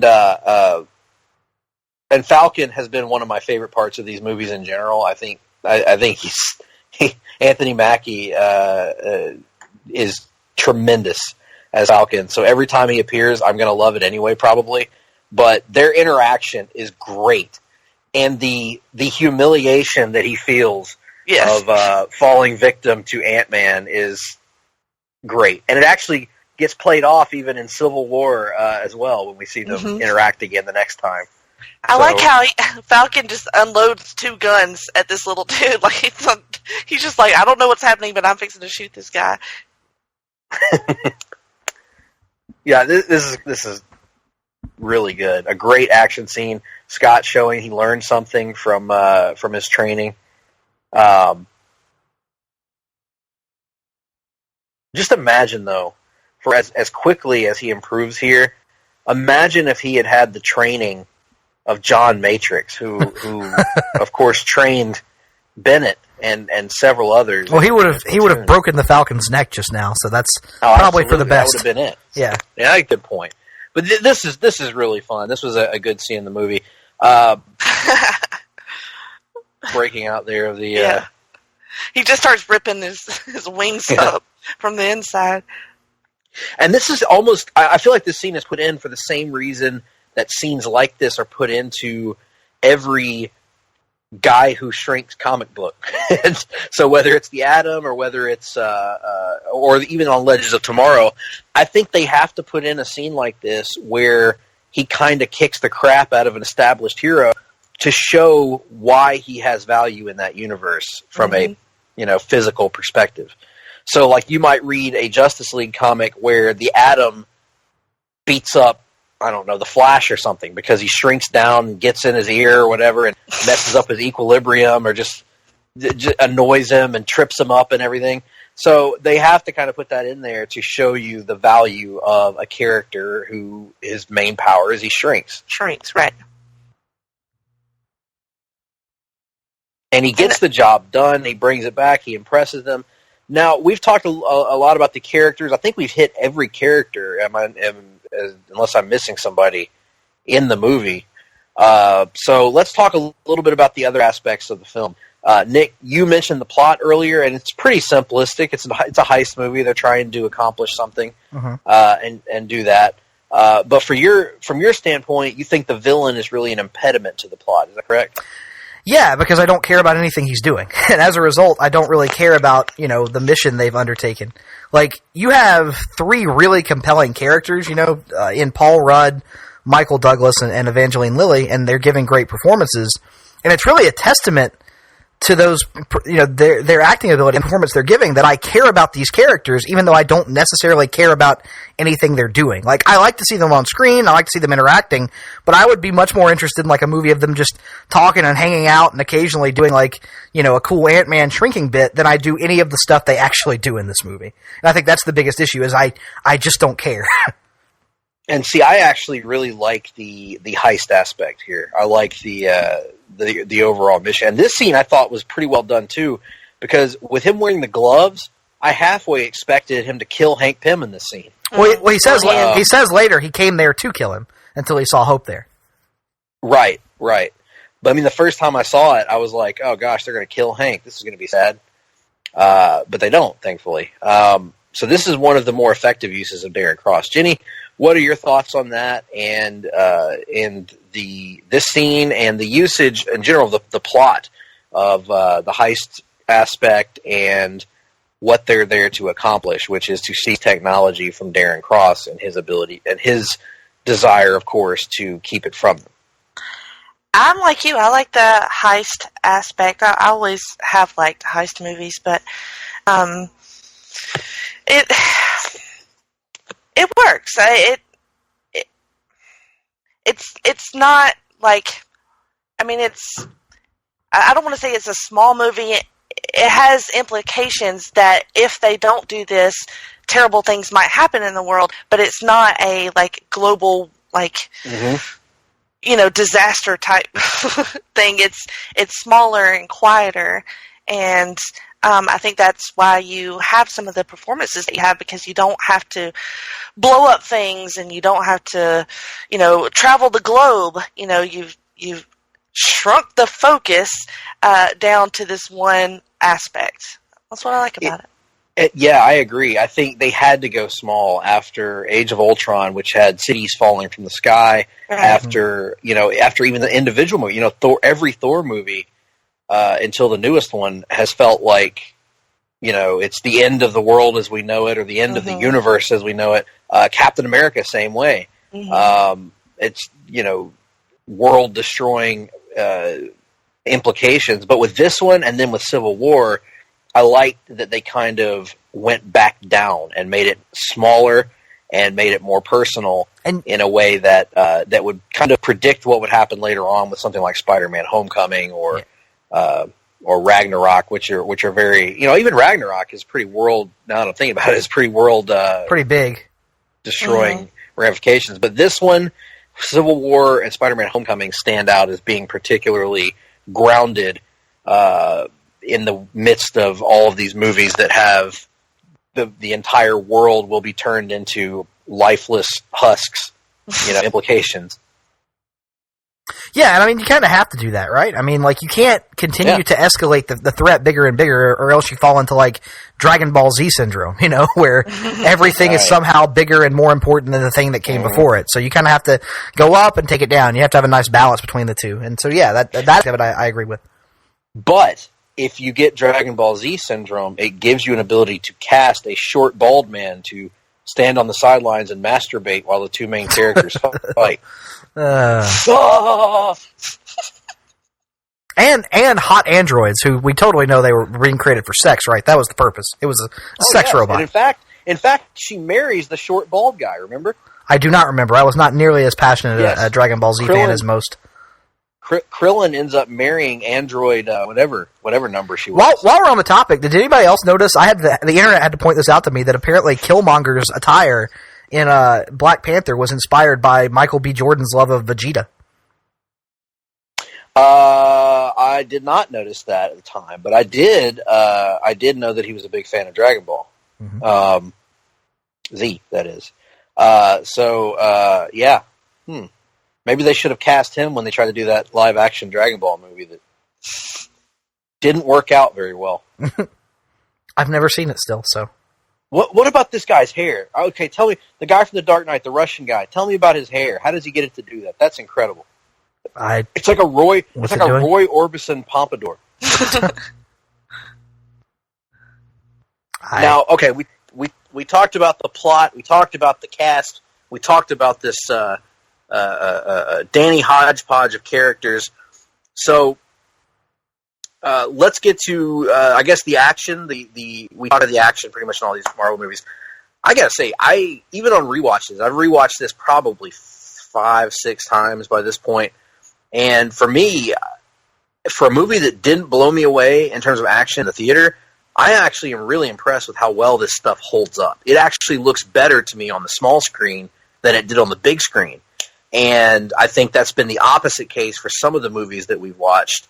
They usually still look good, but I think this one, I think it has some pretty creative action scenes to, again, make a character that I've never found remotely interesting look interesting on screen. But certainly y'all are welcome to disagree.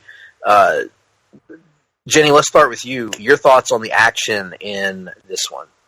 No, I totally agree. Like, all of the shrinking sequences I love, and my favorite is actually I know you guys, feel how you feel about the villain, but I think he looks badass in the suit, in the Yellow Jacket suit, and I love the fight scene at the end, especially the part in the little girl's room. Right. Because it's different, never seen anything like it before. It's like, it feels like a big fight, and it's super tiny, and it's hilarious, unexpectedly funny, in a a pretty sweeping fight scene. I mean, they go from the building to the helicopter to the pool and to the daughter's room, so it goes all over, and but it still has those like unexpectedly funny moments. Oh yes, I mean, I think particularly of the train. Yes. But yeah, I love the action.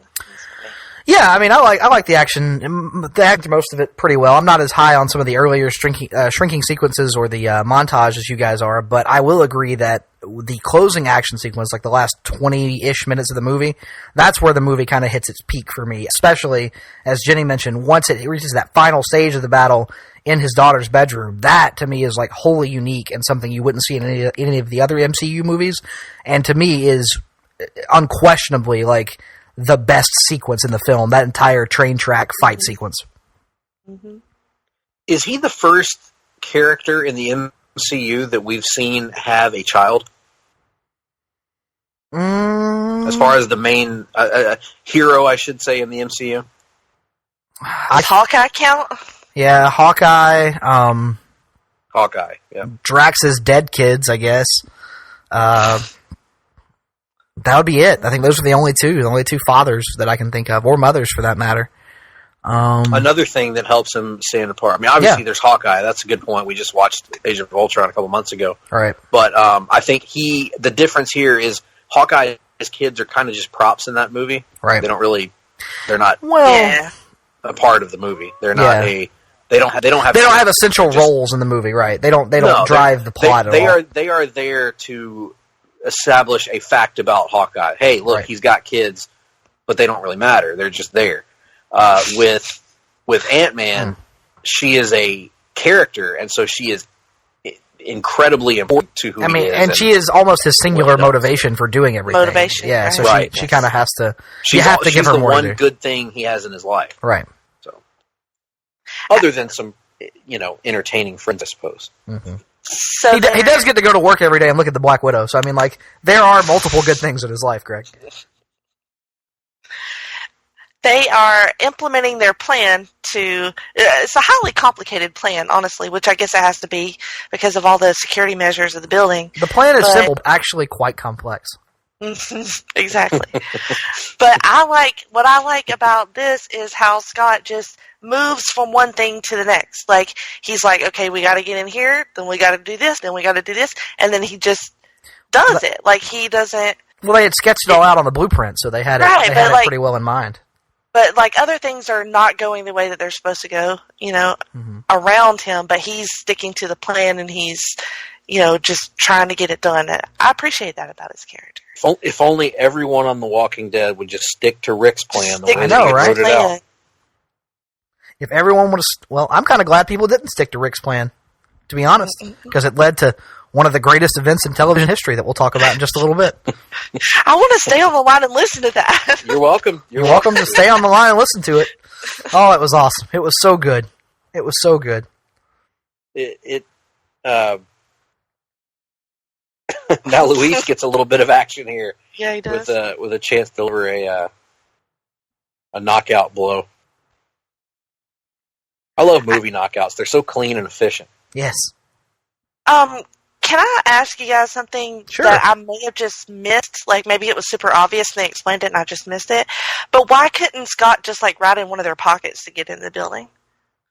Like, that's because the chamber that is actually holding the little Yellow Jacket suit is, like, hermetic. It's, like, sealed except for that one access point that's, like, 5 millimeters wide. And so he has to get, like, somewhere... through something. I don't know. They had a reasoning for it that I can't remember. Yeah, he had to get through a certain... like a different area of the building or something like that. Right. He would have had to hop from like pocket to pocket to really make that work and not Well, they go directly into the chamber. They both go directly. Because, like, he takes them in there. But doesn't he come down from, like... He has to come from that one access point that isn't necessarily... reachable from inside the room. It kind of extends in from, I think, the ceiling or something like that, because they show that little... Don't they show that little, like, computer sequence of, like, the red dot falling through the laser grid or something like that? I guess my thought was, like, they could get him in the room and then just not cross out and then just, like, destroy the suit or whatever they're going to do to it, like... that's a great point, but then we wouldn't have this, this action sequence. I was thinking it. No, that's fine. It is certainly a Dr. Evil-like plot. Yes, And did anyone else notice that the blueprint of that little area kind of looked a little bit like the Death Star in the original Star Wars, where you have to shoot the thing down the very specific, extremely narrow point to get to. And this is like the most expensive magnifying glass ever created, essentially, that we have here. And that room looks like the TARDIS. I know you guys don't watch Doctor Who, but it looks remarkably like the TARDIS. And it looks sort of like it has like a honeycomb. That is a solid gold helicopter. Here's this guy. That is this guy is a stand-in for Donald Trump, apparently. Oof. That's my God, a solid gold helicopter. The best One of the helicopter. Great things. All the best helicopters are using it.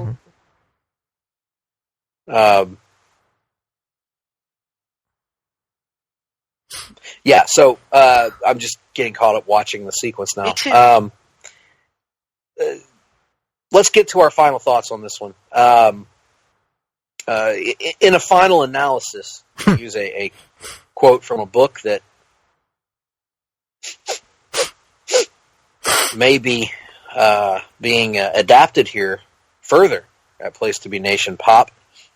Whether you want it to or not. Oh, you want it. Trust me. Mm. And if you want it, you can get it easily. Apparently, in audio form, at least. Absolutely, yes. And there will be bosoms rubbing together. But let's start with. I'm gonna let you go last, Jenny. I'm gonna let you finish. Oh, okay. And I'm gonna start us off. I'm going to start us off, and I'm going to say my final thoughts on this one. I continue to really like this movie. I think this is one that when I first saw it, it wasn't anything special to me. It was good, but it wasn't anything special. But I rewatched it with my parents months later, and they loved it, and I loved it, and I was like, well, maybe I was just influenced by how much they loved it, and that made me love it more. And then as I watch it more on TV or as I've watched it on my own, I've just come to realize I really, really like this movie. This is one of those MCU movies. Some of them I turn on, and even though I love the movie, it's a big time investment, and it's a big emotional investment to get into it, and can feel like a chore at times because I have to be in a specific mood. But this is a movie I can throw on no matter what mood I'm in, and it's gonna lift my spirits. It's gonna make me feel good. It's simple. It doesn't overthink things. It doesn't try to do too much. It is a straightforward movie. But I think that's okay sometimes. It doesn't have to be reinventing the wheel. It's never going to be something like The Dark Knight. It's never going to be something like Winter Soldier even. But what it is an entertaining movie that in some ways harkens back to the fun action comedies of the 90s for me. So I really dig this one, and I think our standard baseline for this is there hasn't been a bad Marvel movie yet, right. And I agree with that.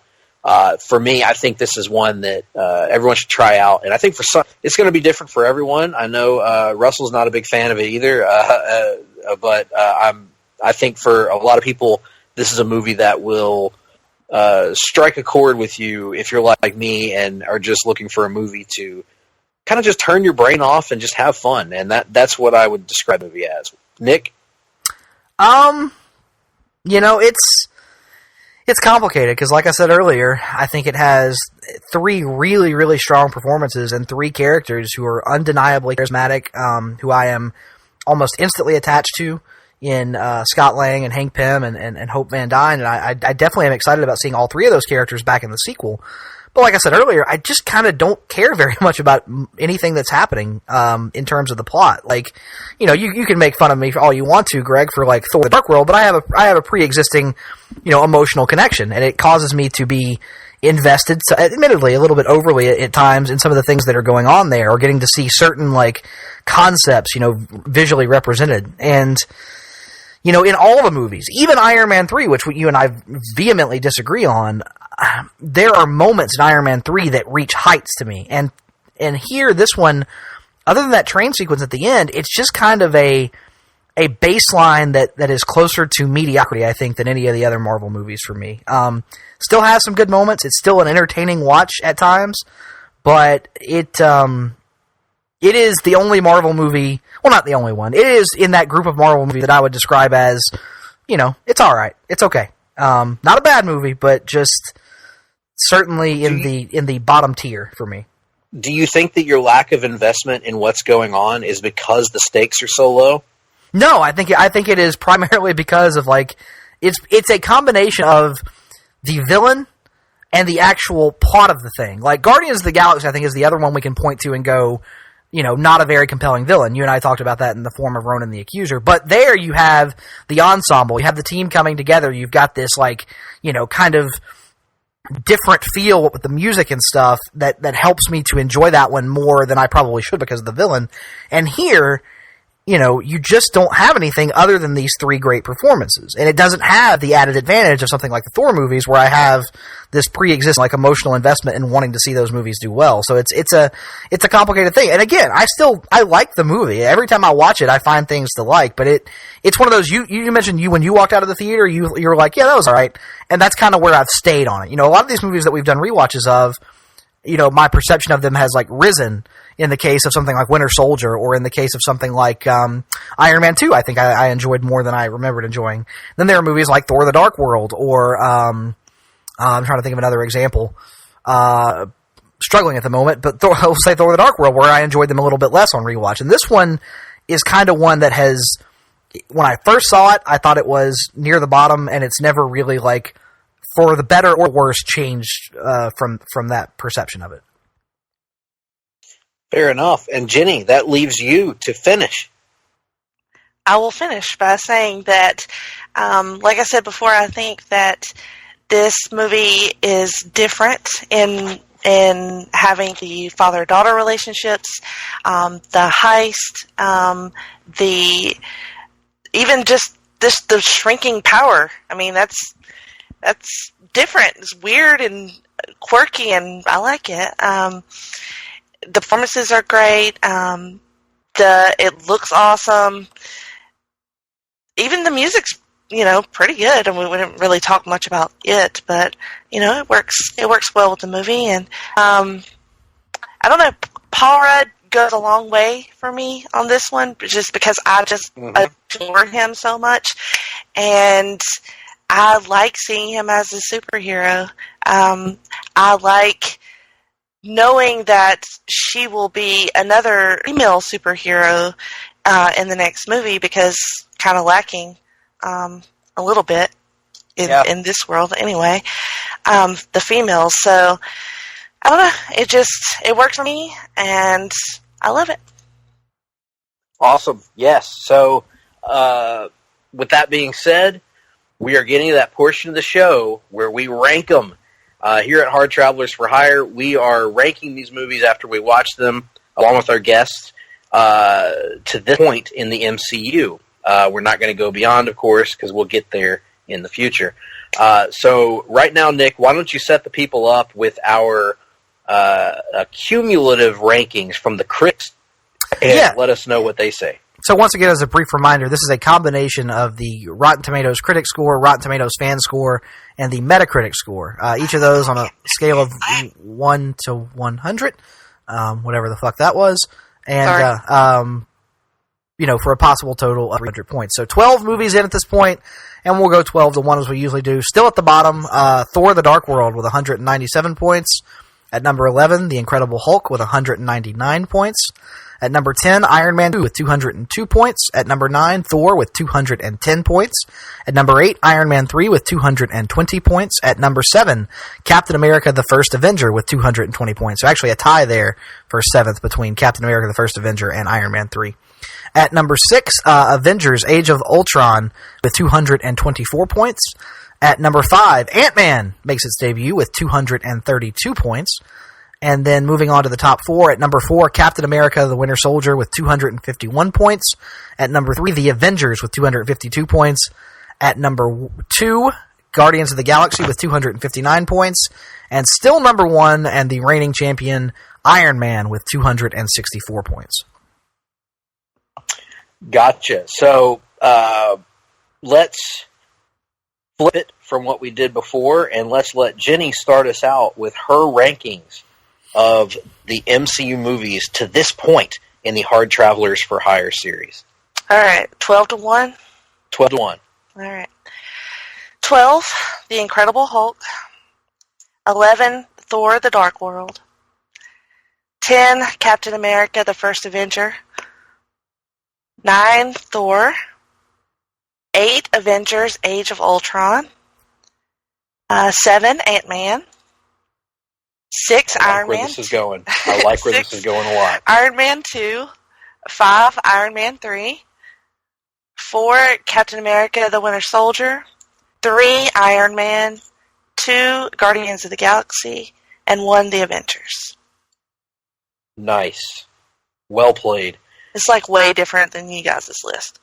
No, I really, really like that. I'm just glad that you're giving the Iron Man sequels the love they deserve. Well, you know, I love them. Let's keep you in the middle here, and let us hear your rankings. You going 12-1? 12-1. Yep. Yeah, really the only agonizing decision I had here on this one was whether I was going to have Ant-Man at the bottom or Iron Man 3 at the bottom. And as much as I have my complaints about Iron Man 3, like I said earlier, it does have sequences in there that I think are thrilling to me, and it has more of those than Ant-Man does. So for that reason, I got Ant-Man at 12, Iron Man 3 at 11, The Incredible Hulk at 10, Thor: The Dark World at 9, Iron Man 2 at 8, Captain America: The First Avenger at 7, Thor at 6, Iron Man at 5, Guardians of the Galaxy at 4, The Avengers at 3, Avengers: Age of Ultron at 2, and Captain America: The Winter Soldier still at number 1. Very good. And now we get to mine. And I am going to go with, I am going to go with, at 12, The Incredible Hulk. At 11, Thor: The Dark World. At number 10, Thor. At number 9, Captain America: The First Avenger. At number 8, Ant-Man. At number 7, Iron Man. At number 6, Iron Man 3. At number 5, Iron Man 2. At number 4, Avengers: Age of Ultron. At number 3, Guardians of the Galaxy. At number 2, The Avengers. And at number 1, Captain America: The Winter Soldier. Nice. Yep. And with that, we wrap up this installment of Hard Travelers for Hire. Of course, we will be coming back on the other side of the break with Reading, Watching, and the Rundown. Hard Traveling Fanboys. Thought I would experiment with that noise. So It's very Hank Hillish. anybody, oh, damn it, Bobby. If anybody would like to give us feedback on this, please, you can tweet us at gphillips8652, at Nick Duke 87, and at Jenny Cruz. Mm-hmm. No numbers, right? 2814. That's right. Tweet us at any of those locations. Or you can at join JR's BBQ. Mm-hmm. at JR's BBQ. Let us know. Send us a Q&A to the loneliest website on the internet, JR's barbq.com. Not happy with that nomenclature, but they're working on it. Or you can join the Place to Be Nation Comics Facebook page. We're all there. You can, if you really want to reach us in a one-stop shop, that's your best bet. Go to Place to Be Nation Comics on Facebook. Join up. We're all there. We will see it if you post it. Let us know your rankings of the MCU to this point, your thoughts on Ant-Man, and your hopes for the sequel, Ant-Man and the Wasp, which will be out soon. Or, of course, you can send us an email, gregp@placetobenation.com, nickd@placetobenation.com. We will look into that if you send it. And other than that, Jenny, I know I mentioned your podcast, but tell us what you've got on your podcasting plate and what you might be bringing to listeners' ears here in the near future. Well, I actually have a bunch of stuff like you called me out for earlier. There was an episode of Geek and Sassy. We did an award show called The Sassies. The Sassies. I did Sellers Points, where we talked about our top 5 superhero comic couples. Nick, Wonder who it was that maybe come up with the idea of doing a top 5 superhero comic book cover. Oh, I don't know.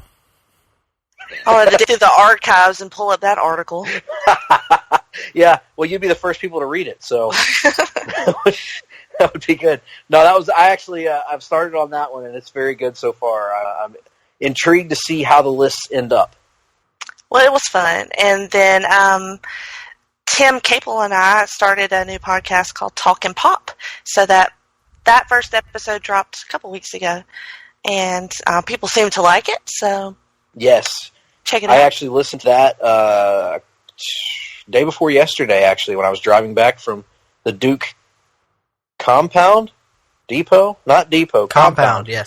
And it was tremendous. It was incredibly entertaining. I very much enjoyed it. And well, thank you. Yeah, particularly enjoy. Well, I should. No, good. Say it. Come on. I want to save that story for the future, perhaps an appearance on Talkin' Pop. But I will say, okay. I could relate to JT's stories of you could relate VHS glory. I will put it that way. And sometimes when you were alone, you related to yourself. I can relate. That's awesome. Anything else you got coming our way? There might be a particular comic book theater type thing that I'm involved with, but I'll let you guys handle that. It won't do anything to fight those vicious rumors that were spread at the beginning of this show about no, it will not. Your role on the Place to Be Nation Pop Network. But that's all tremendous information. And I was going to say, you're on the show, so I'm going to make this public announcement that the Sassies have already been nominated for a Haffy. Oh, I'm honored. Honestly, that's why we do this. Just to get a shot at Happy. And the best news of all, thus far, there's no competition in the category. So the odds are in your favor that you guys will win that Happy award. Try to make the Haffies the Fullies. Well, that defeats the entire purpose. Yeah, we've talked about that for years. We've never been willing to quite get there. We're very comfortable with our Haffies. Thank you very much. Well, that's fine. I'm sure you are. Yeah, That's all about us. We do this show to satisfy ourselves. The audience of two, Jenny. That's the only audience we care about. Mm-hmm. That's right. Well, with all that being said, with all that talk of Haffies and Fullies and Sassies and all number of manner of things that we've been discussing here, we're gonna go to the break. When we come back, we're gonna have an abbreviated reading and watching and rundown, and we will catch you on the other side. Promotional consideration paid for by the following. Hey, pro wrestling announcer Kevin Kelly here. I want to make sure you are all subscribed to all the great feeds here at Place to Be Nation. It's really easy to do. Just head to iTunes or your preferred podcatcher app today and search and subscribe to the Place to Be Nation wrestling feed, which, of course, includes the full archives of the Kevin Kelly Show, the Place to Be Nation pod feed, and the Pro Wrestling Only feed. Subscribe, listen, and then rate us and leave feedback today. And be sure to give Justin your true thoughts. I mean, don't hold back. After all, he is kind of a jerk. Just listen to Scott.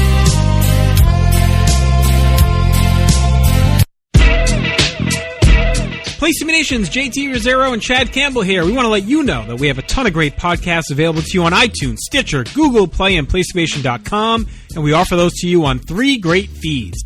On the Place to Be Nation wrestling feed, we bring you the Mothership, the original Place to Be podcast, as well as Main Event, Lucha Afterground, and our monthly pay-per-view reaction shows, as well as the Our Vantage Point podcast and Jeff Learns Wrestling.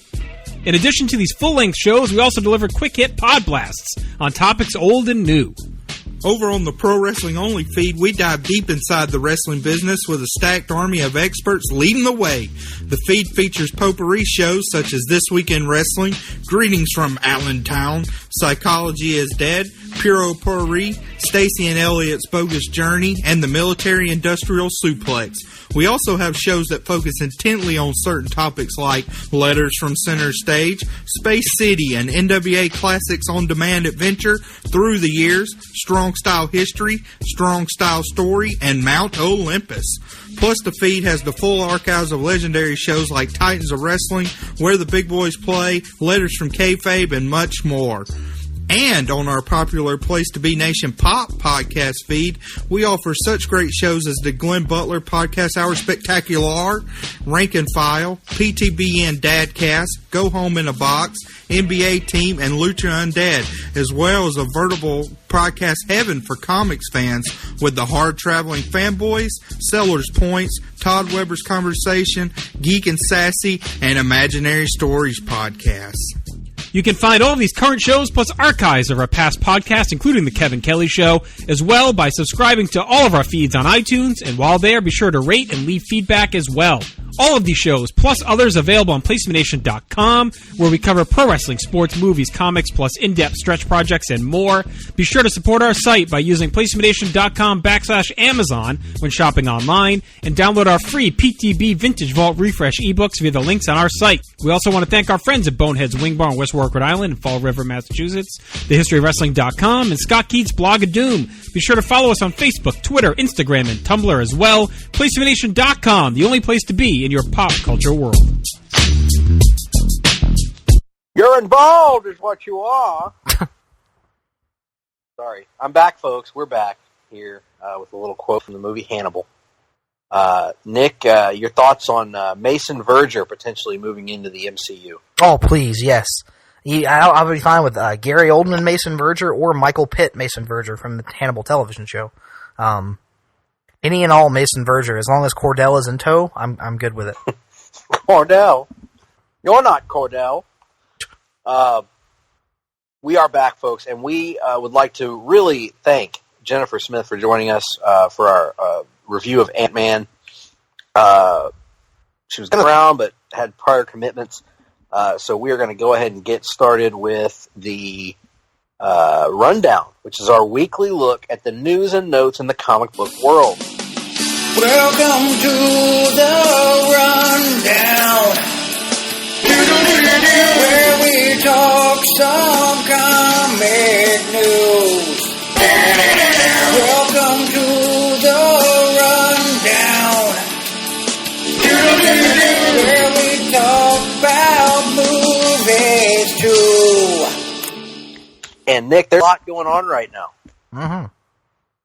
The biggest news starts in a certain area of the L-shaped recording studio, an area that gets a lot of action because it's an area known as the DCEU Corner. DCEU Corner. And of course, anyone that's followed comic book news this past week probably heard that Joss Whedon's Batgirl movie, something that we were raving about on this show last year at this time, when it was first announced, is now not happening.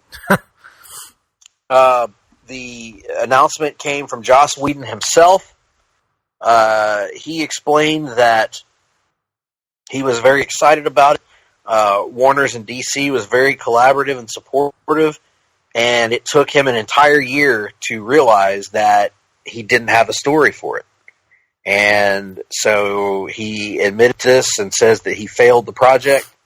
And as a result, the Batgirl movie is pretty much dead at Warner Brothers. It's not considered a priority. It was completely tied to Joss's involvement. Joss is no longer involved. Hard to read this as anything but a disappointing announcement, if not surprising, but a disappointing announcement from the Warner side.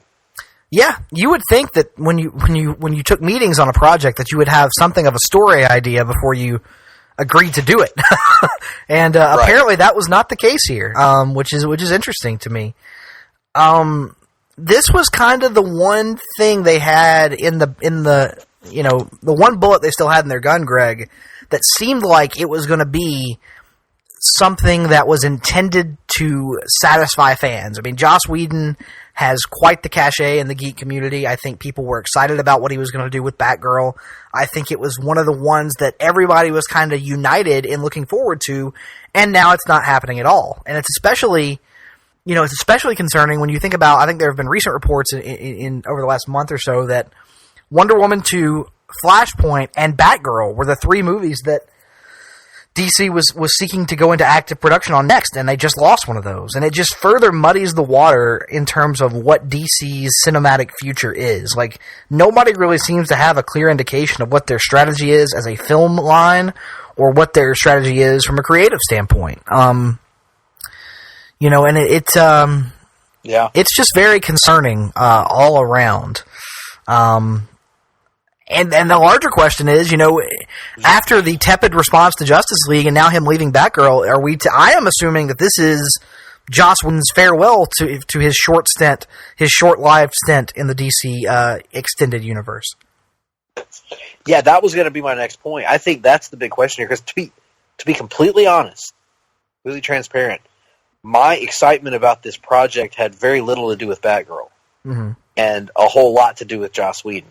So if Joss Whedon didn't want to do a Batgirl movie, I'd be happy if he did a Mira movie, or a Booster Gold movie, or a freaking a Larfleeze movie, for God's sake. Whatever he wants to do with the DC universe, I'm in for. I'm excited for. If he wants to do a Nightwing, whatever he wants to do. But the concern that I have is, I'm like you. I'm reading this as, okay, this was a nice flirtation, but it's not going to happen. It's not going to lead anywhere, and we're not going to get a Joss Whedon DC movie. And that's a bummer to me. The weird thing to me is there's been this complete anti-Joss Whedon movement on the internet recently, particularly on Twitter. I don't know if it's the Zack Snyder fans or what is going on, but people are just up in arms. But I was very excited about Whedon's involvement, and I still would be if he were to be involved. But I think it's just kind of a bitter pill to swallow that we got this announcement, because we're grasping at straws for things to be excited about that don't relate to Wonder Woman. Yep, that is why I have finally come all the way around to being on the side of just blow everything up. That's where I fall at this point. Even Wonder Woman. If you absolutely have to, yes. I think it is.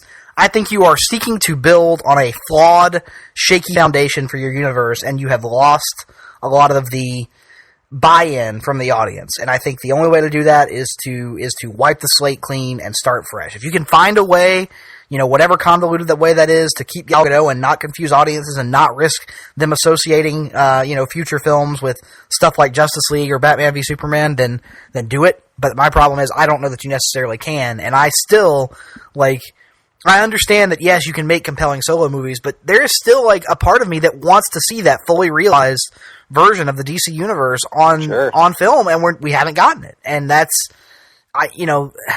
I've seen a great Wonder Woman movie. I've seen a great Superman movie. I've seen multiple great Superman movies. I've seen multiple great Batman movies, but I have yet to see even what I can call a good DC Universe movie. And that is frustrating, and that is still in my fanboy heart what I want to see the most, more than anything else. Yeah, I would agree. For me, it would be a DCU movie generally, and a Green Lantern movie. Right, But we can't wish too hard. But yeah, I agree with that. I just think that replacing Gal Gadot as Wonder Woman would be the stupidest thing that a comic book movie studio has ever done. Because I think that what she's done, what Patty Jenkins has done, cannot be taken away, cannot be blown up, because it is on that Richard Donner, Christopher Reeve iconic level at this point. And that to me, no matter what plan you have for changing things or blowing things up, she has to be a part of it, in my opinion. She just has to. And you have to work around that somehow. But I understand where you're coming from, because it is it's a depressing situation if you're a fan of these characters that we talk about so fondly when we talk about the comics section.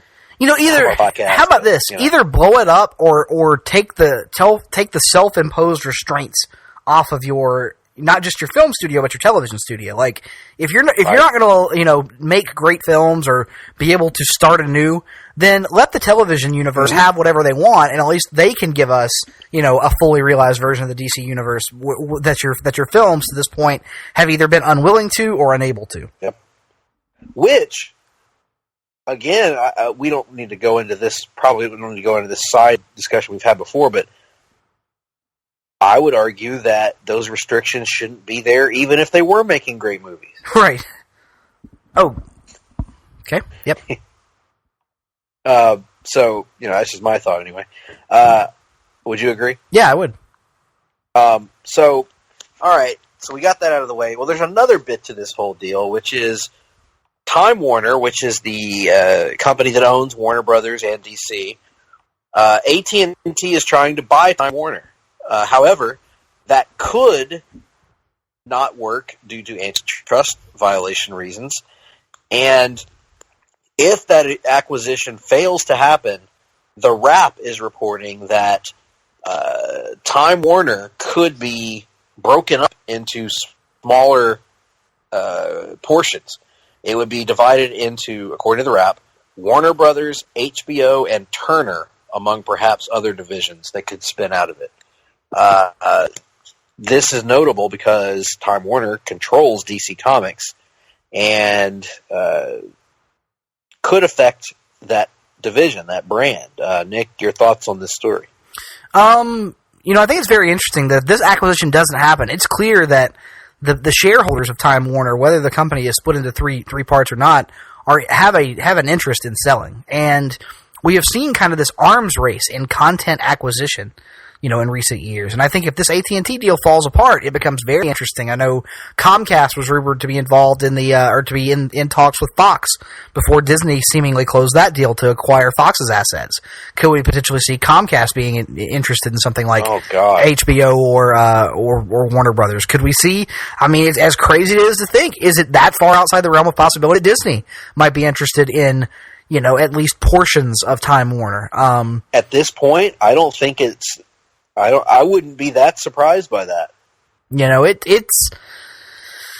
Then maybe we'd finally get a good Universe movie because Marvel would be making. No, we would get a good Marvel Universe movie that happened to have Batman in it. we would see the Nova Corps putting down a rebellion from some strange looking people wearing green rings in a throwaway guy or something like that. But it's just it's very interesting because it feels like the corporate, it feels like DC has their stuff together creatively, but it feels like the corporate structure surrounding it doesn't really have a strong direction, and it could be a shaky next few years for DC with all this uncertainty going on at a higher level. Meanwhile, sticking to the movie world, Fox is really trying to maximize its intellectual properties while it has them. Because, as we know, we talked about this on the show as well in recent months, Disney has attempted to buy 20th Century Fox and all of the rights to their intellectual property, which would include the X-Men movie franchise universe and the Fantastic Four movie universe. But that has not come to fruition yet. That's still in discussions, the same way as the AT&T Time Warner merger is being discussed. So, in the meantime, Fox still has these properties, and they're going to do with them what they will. And the latest announcement in that regard is not a Fantastic Four reboot again, but rather that 20th Century Fox is going full bore into a Silver Surfer movie. And the interesting news that came out this week, according to the Hollywood Reporter, is that the writer for this standalone Silver Surfer movie, Brian K. Vaughan. Now, if you're not super familiar with comics, or if you're not a huge fan of things like Saga or Y: The Last Man, that name may not mean anything to you. But Brian K. Vaughan is considered by a lot of people to be, if not the best, then one of the 3 or 4 best writers of his generation. He came to fame in the the first decade of this century in the 2000s with Y the Last Man, with the ongoing epic Saga, also with a variety of runs on superhero titles as well. But he is and of course, The Runaways is his brainchild, which has been a turning TV show and has a huge following. So Brian K. Vaughan writing a Silver Surfer standalone movie that isn't tired to the inherent lameness of the Fantastic Four. Sorry, Fantastic Four fans. I am all about this. Yeah, it's certainly interesting. I'm looking at his Wikipedia right now. Does he have? He has a little bit of television writing experience, but I'm not seeing any film writing experience whatsoever, which makes it very interesting. Which isn't to say that he's incapable of doing the job. I'm not suggesting that at all. I mean, he's written treatments for a Y the Last Man Good adaptation point. that never took off. He wanted it. The thing is, he wanted it to be like an HBO series. He also hasn't happened yet. He also apparently had an uncredited recurring role in the first season of Daredevil.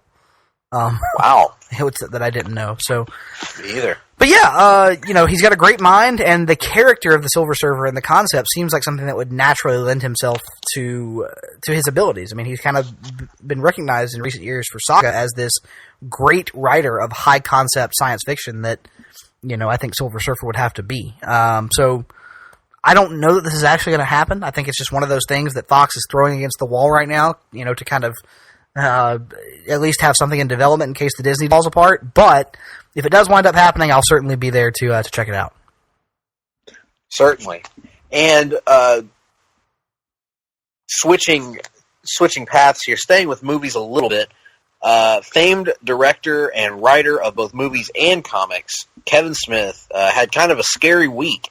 He tweeted out this week that he was on his way to, or actually was filming a new stand-up special, and had a massive heart attack. He had a what's known as the Widowmaker, 100% blockage of one of his arteries, and thankfully survived, and looks like he's going to be okay. But kind of a scary moment where we almost lost one of the influential and prominent writers, directors of our time. That's true. Yeah, I'm certainly glad he's doing better, and I know it was especially traumatic for you, given that one of your two celebrity lookalikes almost bit the big one. Two? Wait a minute. Well, yeah. That was my one. Don't you remember the other one that we had revealed to us this past weekend? Not Kane, but certain individuals who had negative run-ins with Kane during Royal Rumbles in years past. Oh, God. Drew Carey. I forgot. I do not look like Drew Carey. I didn't say you did. I'm just saying it's something that has been said about you. Your wife said it about me. Well, I'm not my wife, sir. I can't answer for that. But I can laugh at it. Oh, Drew Carey. Not that there's anything wrong with Drew Carey, mind you. I'm not knocking Drew Carey. That's not what I'm saying, folks. I'm not insulting Drew Carey. Drew Carey's a fine young man. Drew Carey's got a good career going for him, so I have for Drew Carey. I'm just saying that I, in my opinion, do not look like Drew Carey. But then again, that's just my opinion. Quite frankly. Now, moving on to the next item on our list here, we have a departure from Marvel Comics of a prompt, longtime Marvel exclusive artist, and that is Chris Samney, known for his iconic turn with Mark Waid on Daredevil, currently working on Captain America with Mark Waid. He's announced that his 10-year tenure at Marvel is coming to an end. He says he's finished his contract with Marvel. Captain America number 700 by him and Waid will be his last issue. He says he's super excited about what's next. Nick, are you reading this like I am as he's heading over to DC? I don't know that he's necessarily heading over to DC immediately. I think we have seen the trend in recent years be that whenever these high-profile creators leave, they tend to do a little bit of self-created work, something they can own for a little while, and before they re-up with another member of the Big Two. Maybe he goes straight to DC. I would imagine he'll probably work on some image stuff first before eventually going to DC. And just knowing the work he's done in the past, I'm not a hardcore fan of his. I know a little bit of his Daredevil work and some of his recent Captain America work. But if he is going to go over to DC, in my opinion, his style would fit so well with that Justice Society title they've been talking about for years. And I think it would make a lot of sense if he wound up doing that with whoever's going to write it at Marvel. But that's just a bit of fantasy booking in my head. So, very interesting to see one of the higher profile artists now a free agent in the comics world. Yes, indeed. Very, very interesting. And I'm also curious what's next for Mark Waid, because correct me if I'm wrong, Nick, I didn't see his name attached to any of the big upcoming projects at Marvel. I'm not aware of any as well. And so I'm wondering if perhaps he could be making his way back to DC at some point too.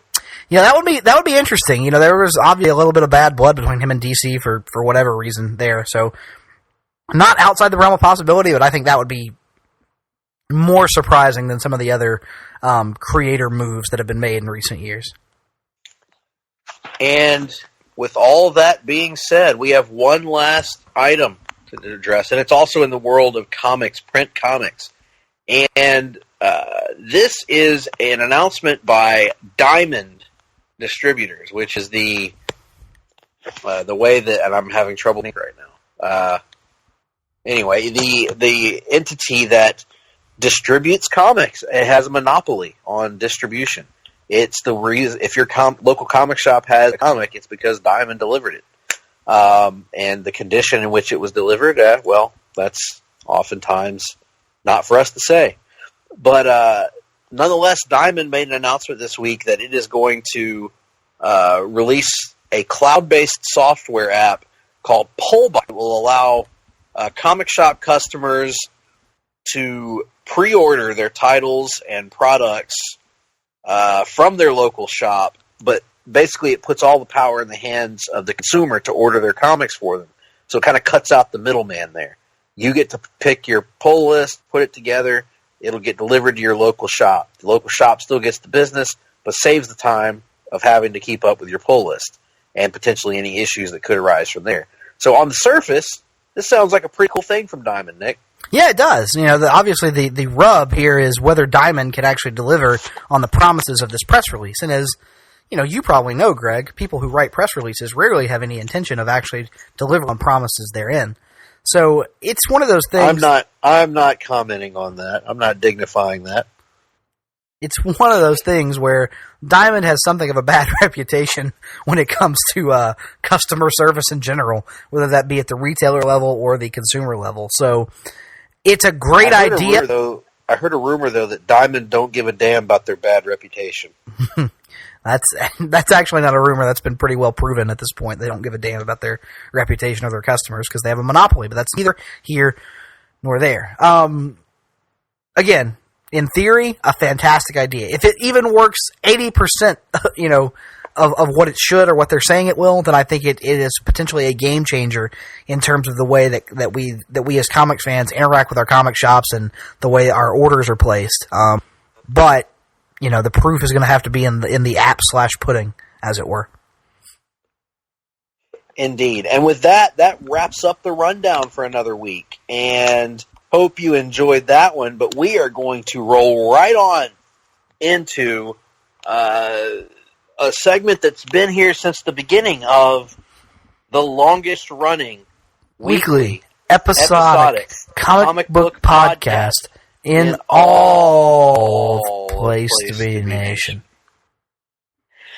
And that segment is called Reading and Watching.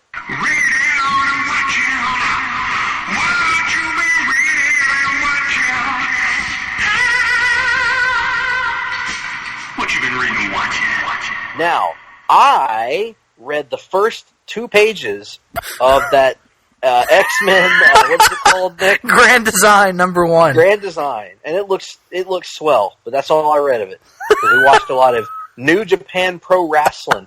How many hours of New Japan we watched this Oh, past God, weekend, Greg, man? I legitimately don't know. I had 58 episodes on my DVR. I have 13 now. Now, granted, we deleted some. So that's 45. I think we deleted about... we probably watched legitimately about 30 hours of New Japan. Somewhere in that... yes. Somewhere in that realm. It was good.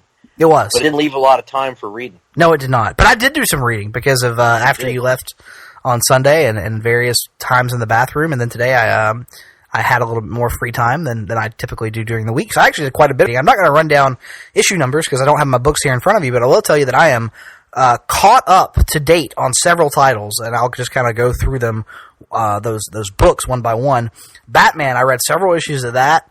Those issues involved the 2-part Wonder Woman crossover that I thought was just outstanding. It's kind of the spiritual companion to the Batman Superman 2-parter that we got, and in that both are kind of dealing with what the status quo of Batman's relationship with his 2 closest allies is going to be now that he's getting married to Catwoman. And Joelle Jones was on the art for it, and she is just a fantastic Wonder Woman artist, in my opinion. And then the other issue of Batman that I read was the first part of a new Poison Ivy storyline that honestly, was a lot of setup in that first issue, and a lot of things were happening that I couldn't really follow, so I can't really comment too much on that one. It was a little difficult to follow for a new story setup. I'm actually now up to date on The Mighty Thor, which continues to be far and away the best book that Marvel is publishing, and arguably the best book in comics, barreling towards the apparent death of the Jane Foster Thor as we prepare for yet another Marvel relaunch.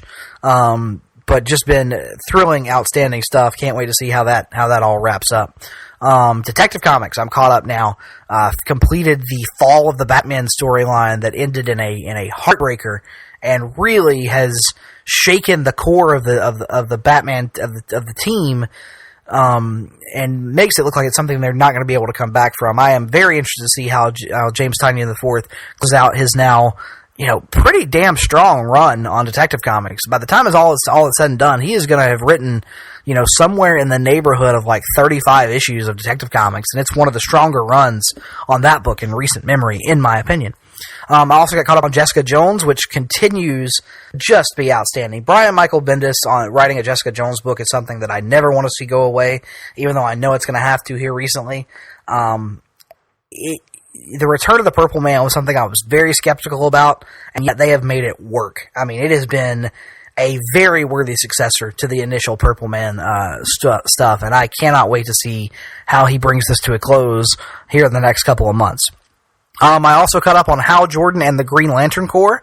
Enjoyed it, but a little bit down, I think, from the typical high bar that book is set. The Controllers, I didn't find them to be overly compelling villains, so that story arc was not that great, although it did have fantastic Four Horsemen references throughout it, and including a scene where they argue over which of them would be the group's Ric Flair. And I think, if... Are you serious? Yes. Oh, Jesus. And I think there's... How have I not read this? I think there's no doubt the answer to that question, by the way. I mean, yeah. Hal Jordan is the only one to have that has slept with a 16-year-old, so he's clearly the Ric Flair of the group, in my opinion. Yes. Yes.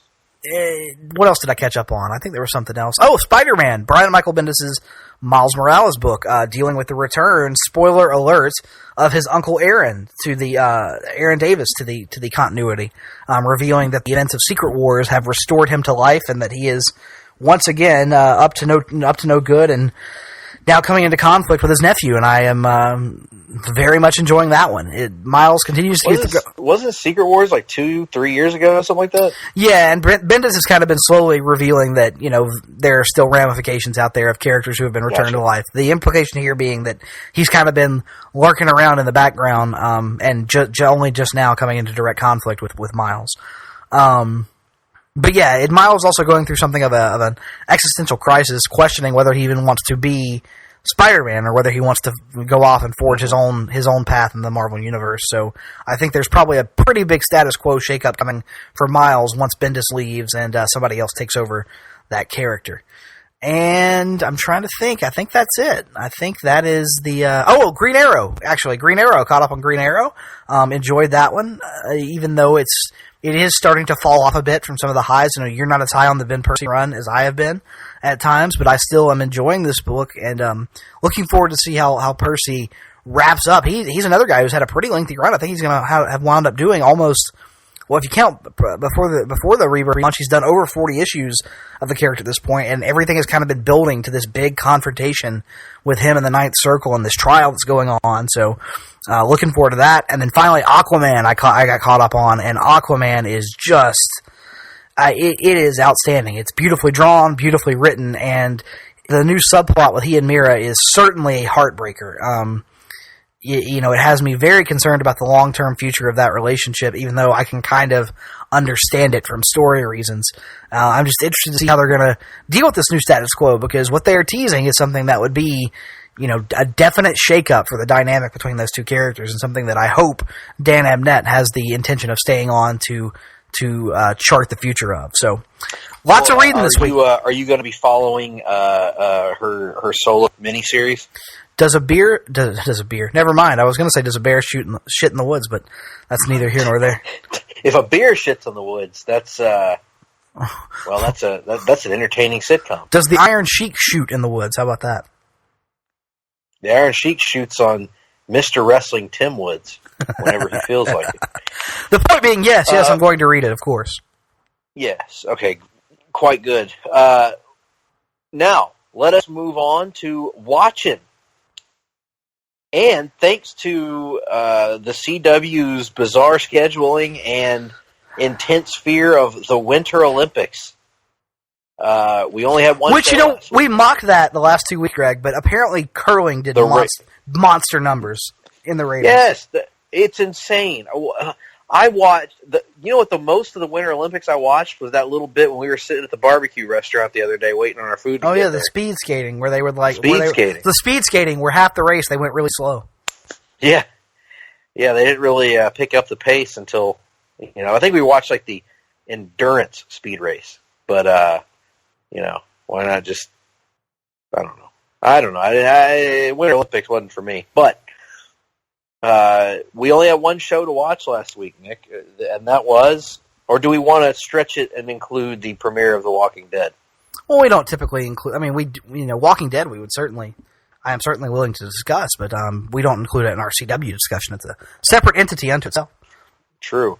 So, we had... Plus, I know certain individuals are waiting to hear my thoughts on Walking Dead, so we're going to make them wait. You're going to have to listen to the very end to get those. DC's Legends of Tomorrow. This is the show that gave us, in that episode, of course, it was one episode removed from the fate of Damien Dark's daughter, Nora. And so in this episode, we actually got a Groundhog Day homage, as it focuses on the character of, help me out, Nick. Zari, thank you. I kept wanting to say Zuri, but I was like, no, that's the Black Panther character. Why do I keep thinking that name? Anyway, Zari. It focuses on the character of Zari, and she gets stuck in a Groundhog Day style time loop, and has to find a way to break this time loop, it seems, or the whole team's going to die. And as a result, it ends up creating just a remarkably fun episode. Yep. Another in a line of just great episodes that just remind you of why we love Legends of Tomorrow. It's an episode only Legends could do, and it emphasizes everyone on the team. They all get a moment. We get to see everybody's kind of good side and bad side, and it. I gotta say, Nick, it does so much to make me care about Zari to a degree that, you know, not that she had some good episodes before this, but this gives her so much more than just the sarcastic, dry, you know, as Sarah puts it in the episode, just the person that just kind of acts cooler than everybody. this gives her a totally different dynamic to her character. I thought this was a legitimately great episode. Probably, maybe one of the best on Legends of Tomorrow.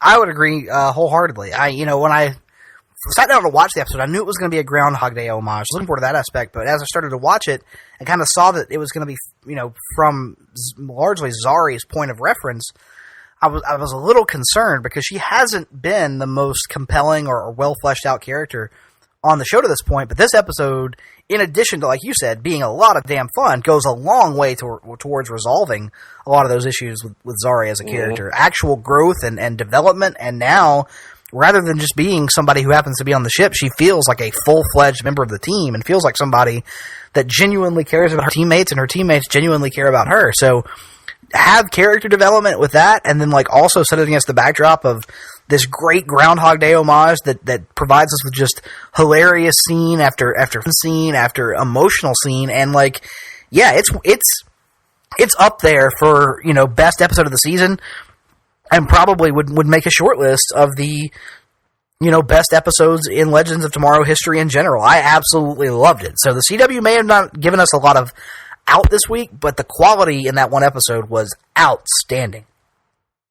Totally agree, and I think I speak for everyone when I say I really want to read Mick Rory's erotic science fiction novel. Yes, his erotic science fiction romance. I'll tell you what I want, and I know we talk sometimes, Greg, about how less is more, and I understand why it doesn't happen because of the ratings for Legends of Tomorrow aren't as high as ratings for The Flash or Arrow. But the writers have done such a phenomenal job the last 2 years. I want to see them get 23 episodes finally. Get the same episode order as Flash and Arrow and let them stand on equal footing, because creatively they've deserved it. And don't force them to rotate time slots with another show, which is stupid. Totally freaking agreed, Nick. Totally agreed. And the thing about Legends that makes it different is Legends doesn't have to face the same struggles that the Flash and Arrow and Supergirl do of having to stretch out to 26 episodes sometimes, because Legends can just do one-off episodes whenever they want. Yes. They can just throw in a one-off where they're in the 1950s or something. I mean, and they have the Mollis thing, which is kind of being stretched out a little bit too much, in my opinion, at this point. But they have so many other compelling things going on that you don't care they're stretching out the Mollis thing, whereas stuff like Flash and Arrow, they kind of have just that one central villain that they have to stretch out artificially. So almost Legends just continues to show that it's at the peak of its powers right now. Absolutely. Almost to the point where I don't even really care how they deal with Mollis. I just want to see them in their next time period, Right. But anyway, yeah, really good stuff. So now we're going to get on to the main event of the evening. We're probably jumping ahead of our schedule or what we would usually do, Nick, or am I wrong on that? We usually do Walking Dead the following week? No, I think we usually do Walking Dead week of. I think we do because Flash airs on Tuesdays, so we typically do. Yeah, we'll go Monday to Sunday is our week typically. So yeah, so The Walking Dead came back from its mid-season break with their premiere this week. Yes, it did. As everyone remembers, the big reveal at the end of the mid-season finale is that Carl had been bitten by a walker in a position on his body where there was no hope of survival. Right on the side of his torso. This episode was... it's interesting because I thought the episode would entirely be about Carl. I thought it would be all about his... No, because that would be far too fucking boring, Greg. So we had to actually have some interesting things in the episode as well. So, but instead, it kind of picks up our storyline where it left off. We get to see what's going on with Ezekiel. We get to see what's going on with Morgan and Carol and all of the other survivors that are sitting underneath Alexandria right now in these tunnels beneath the city. And we also do get a flashback to how Carl got bitten, which we had speculated on before, I think, and we're correct on our speculation about when it happened. Nick was, I should say. I don't want to take credit for that because I was very confused about the whole thing, but Nick was right that it happened when we rescued Sadiq, and we also get in addition to the Flash, which coincidentally, Greg, now Sadiq and that random walker who bit Carl have both jumped into my Fave 5. They're in your Fave 5? Fave 5. Oh my gosh, the Fave 5. That's an elite list that we haven't even referenced in ages. That's right. Ever. That's right. So that's a new reference for people who thought we needed more obscure ones on the show. We needed more obscure wrestling references. The Fave 5 for Nick now includes Walker who bit Carl and Sadiq. As well as, of course, Eugene, Jerry, and player to be named later. Daryl? There's a lot of people in the running for that fifth spot, Greg. You know, it's tough for me to say, but if push comes to shove right now, I think I'd probably go. Yeah, I'll go with Ezekiel. There you go, Ezekiel, Jerry, Eugene, and Zeke and Walker who bit Carl, and of course Cordell Walker. What? We don't know that man's name is Walker? No, I'm talking about Walker, Texas Ranger. His name was Cordell Walker. I thought you were making another Hannibal reference. My mistake. It could be both. It doubles. Oh, God, how awesome would it be if that was the case? if Chuck Norris played Cordell in the Hannibal remake. Oh, that would be amazing. Yeah, so we also, of course, got Carl's tearful goodbyes to all of his loved ones. Well, most of his loved ones. Some of them weren't there. He wrote letters to all of them, which will unfold certainly in upcoming episodes. Letters to people like Enid and presumably Maggie and others. But here he gets to say goodbye to Daryl and Sadiq and Judith and Rick and Michonne. And in addition to that, we get to see some other badass stuff going on. But let's just focus on the main event of the evening right now. And that main event was Carl's slow, agonizing death that played out on screen. Now, while the rest of the country was mourning and weeping along with Carl and his loved ones, what was going on in the Duke compound? Just a big goofy grin. It was glorious. And it was so, the beautiful thing about it, Greg, is not just that Carl died. You know, that was great. That was outstanding. It's one of the best things that's ever happened on that show, bar none.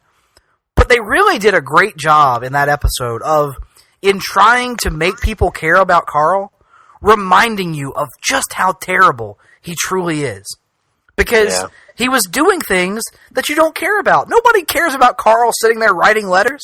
They especially don't care about him, clichédly, like something out of a fucking indie movie, staring contentedly into the sunshine after writing his letters as he accepts his fate. Oh my God! I used to stare at the sun with a pair of binoculars. No, he stared up and closes his eyes as the sun shines down upon him, and he gives a faint smile, like in something out of a fucking terrible indie movie. It looks like something we would have seen in Running with Scissors back when we watched it in college. Unfortunately, it was so fucking stupid. And then, throughout the episode, they remind you over and over this nonsensical character direction they had for Carl, where he just all of a sudden off-screen went from being the most bloodthirsty little bastard on the show to Mr. Pacifist Carl Grimes, to the point where his closing words are essentially, "Hey, Dad, my perfect vision of this world is for you to go back to being boring farmer Rick and for Negan to become redeemed and just be a guy who digs holes and speaks kindly to Judith." A.K.A. the most boring version of The Walking Dead imaginable. So I'm glad Carl's gone. Fuck him. Bye. Oh, God. Carl's vision of the show is a version of the show I have no interest in watching whatsoever. Yeah, well, not only that. Okay, here's the thing. I could get behind Carl's vision, but the sad thing, Nick, I knew where it was going. Because I know enough about the comics to know how they resolved the Negan thing in the comics, and my God, I never hoped more for a diversion. Yeah, because it's stupid. It is stupid on a level that I could become show-breaking stupid if that's where they go. But My hope is that by showing that that's Carl's fantasy vision, that means it won't happen. He made a big point of Rick promising Coral on his deathbed that he'll make it become a reality. I hope he doesn't, because here's the thing. Carl's vision involves Negan being reformed and digging holes, as you so eloquently put it. There's no scenario at this point. We've been over this countless times now, Nick. In the world of The Walking Dead, there is no scenario in which you leave Negan alive. No. None. I love Negan. I do Negan too. is an incredibly entertaining character. But I'm just saying, when the time comes, Negan dies or the show is fucking stupid. Yeah, I agree. I mean, it makes Rick the biggest idiot on the face of the planet. Like, I have zero interest in seeing Negan redeemed. Like, he is, don't get me wrong, he is an awesome character, and I love to watch him, and he's charismatic as hell, and Jeffrey Dean Morgan gives a great performance. But him and Rick fighting side by side would make zero sense. In a show that is about, the dead walking the earth and destroying civilization, that might be the most unbelievable thing they would have ever done. Yes. If that happens. It would be beyond We've stupid. had how many seasons now of object lessons in the dangers of leaving your enemies alive in the world of The Walking Dead. And we can talk about real life is different from the world of The Walking Dead. The world of The Walking Dead has made it clear that there is no redemption. Because if you leave your enemy alive, your enemy is going to murder your ass. Yes. Who was the guy we learned it with most explicitly? I'm trying to remember. Well, there were the cannibals. There was the guy what's his fucking name? Tyrese let go. That came back to bite him in the ass. I can't remember who it was. Yep. Every time. Every single time. The governor. Letting the governor live. Like that won't come back to haunt you. And every character in the freaking show that they've come across, that they've lived, with the exception of, like, Father Gabriel, I guess, has come back to freaking kill them, to haunt them. Yes. Daryl leaving Dwight alive, remember? When Daryl helped out Dwight, and then Dwight comes back and freaking ruins everything. Like, you cannot let them alive. That's retarded. And I hate to use that word, but that's what it is. It's just stupid. It's absolutely stupid. Stupid. But anyway, let us not lose sight of the real, the important thing here. Carl is fucking dead. Yes, Carl's dead. Carl's dead. Yes. Good. That's good. Now, other stuff did happen on the episode besides Carl dying. I thought that Andrew Lincoln and Denai Guerra gave great performances in watching Carl die his agonizing and, to some, entertaining death. They were good. The acting, again, was really good across the board, I thought, except for young Judith. But can't really hold it against the kid. She's extremely young. But I thought the worst scene of the episode was Carl's goodbye to Judith. I did too. And then his stupid face scared her and made her cry because his face is so just fucking stupid and infuriating. But did you see him on Talking Dead? He cut his hair. I didn't watch Talking Dead. I hope to never see Chandler Riggs on my television again. Oh. What if? Well, I can't even think of a scenario. I couldn't even think of a scenario that would get you to enjoy watching Chandler Riggs, so never mind. But other stuff happened in this episode, too. Ezekiel tried to reason with one of Negan's lieutenants, whose name escapes me, because he's mostly unimportant. But Zeke tried to get him to back down, to surrender, but he was not willing to. And he paid the ultimate price in the form of being stabbed to death with a stick by a young child. Oh, that was good stuff. That was good stuff, sure. I enjoyed that whole little subplot, even if, again, I did not distract at all from, I knew why I was there, put it that way. But, yes, good stuff, and good to see Morgan used in a much more logical fashion than he had. That's what I was gonna get to. We got to see Morgan go Punisher on this entire Morgan and Carol, actually. Morgan and Carol working together to go Punisher on this whole group of saviors as they infiltrate Ezekiel, which they succeed in. But it's not just saving Ezekiel, and it's not just going Punisher on their asses, but there's one scene in particular involving Morgan that may be one of the most badass things I've ever seen on The Walking Dead. And that's when he is grappling with one of the saviors who's trying to kill him, obviously, and Morgan reaches into an open wound and pulls the man's intestines out. Yes. Awesome. Yes, he did. They even did this cool bit where that savior lieutenant runs away and hides in this little like tube or whatever, and it's almost like it's right out of a horror movie, like something you'd see on Friday the 13th, as Morgan is just slowly stalking him, and he sees Morgan's shadow, and then Morgan's shadow disappears, and he kind of lets out a breath, and then Morgan like yanks him from wherever he's hiding and pulls him out. Like incredibly badass, incredibly fun to watch. I thought this was a really good episode, Nick, overall. Yeah, I do too. Hard to say much else about it other than thank God Carl is dead, and good to see Morgan redeeming himself a little. Absolutely. And with all that being said, that wraps up reading and watching as far as I know, Nick, unless you've watched anything else. Not that I can think of, no.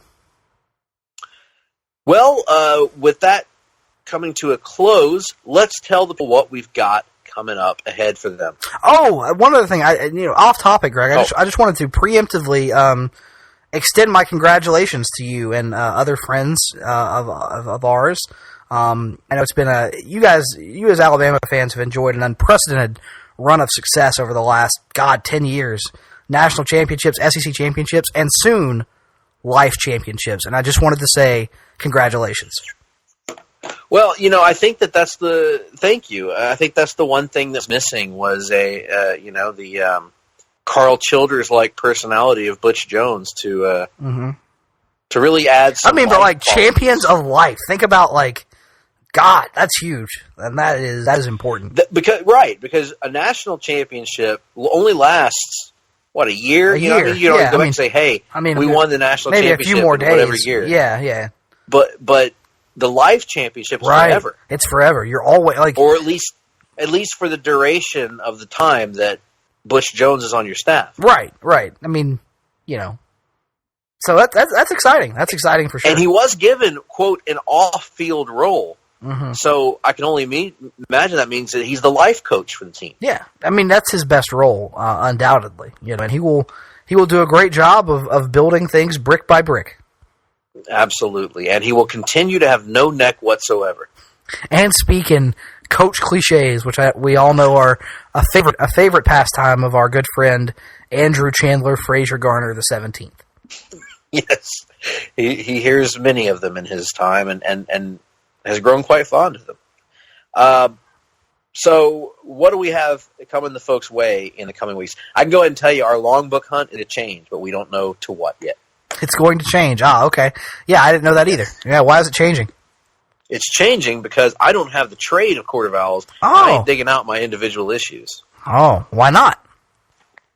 Because I'm about to have to move, and I don't feel like taking things out of my closet instead of... When are you moving? Well, I got. We're getting inside baseball here, Nick, but I have become aware in the last, when I got back from your house, that my rent is about to go up significantly again. So I'm joining the rent is too damn high party and seeking to find a way to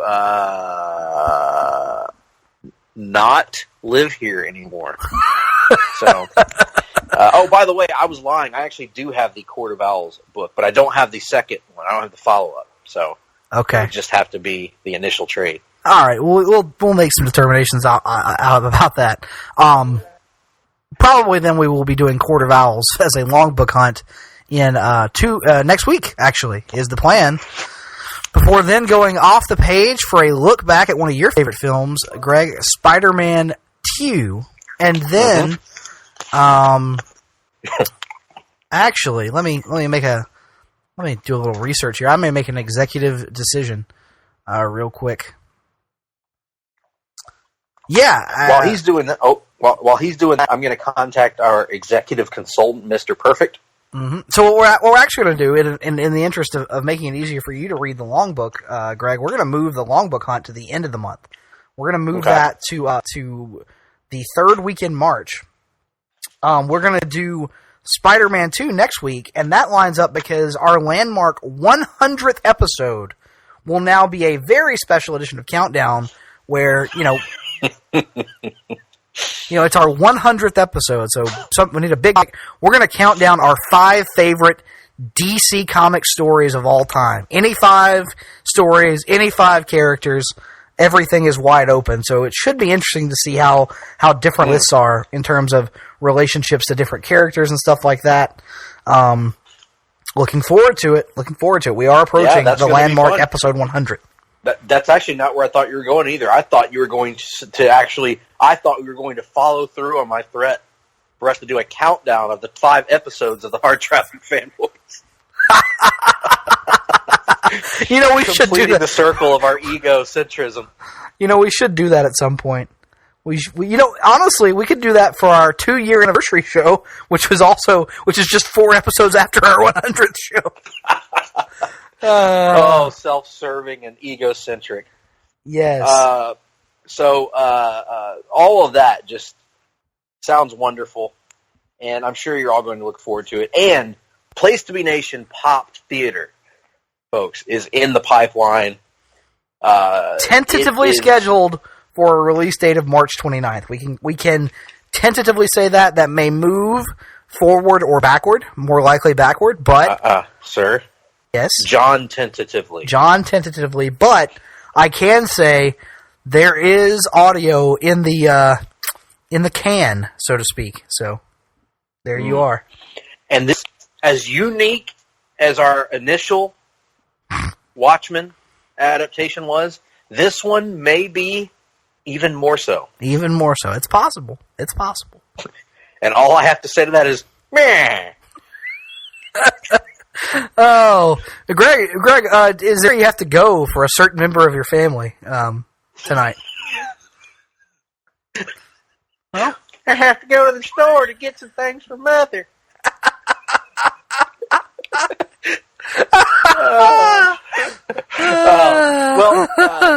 In lieu of a lightning round this week, and that store, the Food Lion, of course.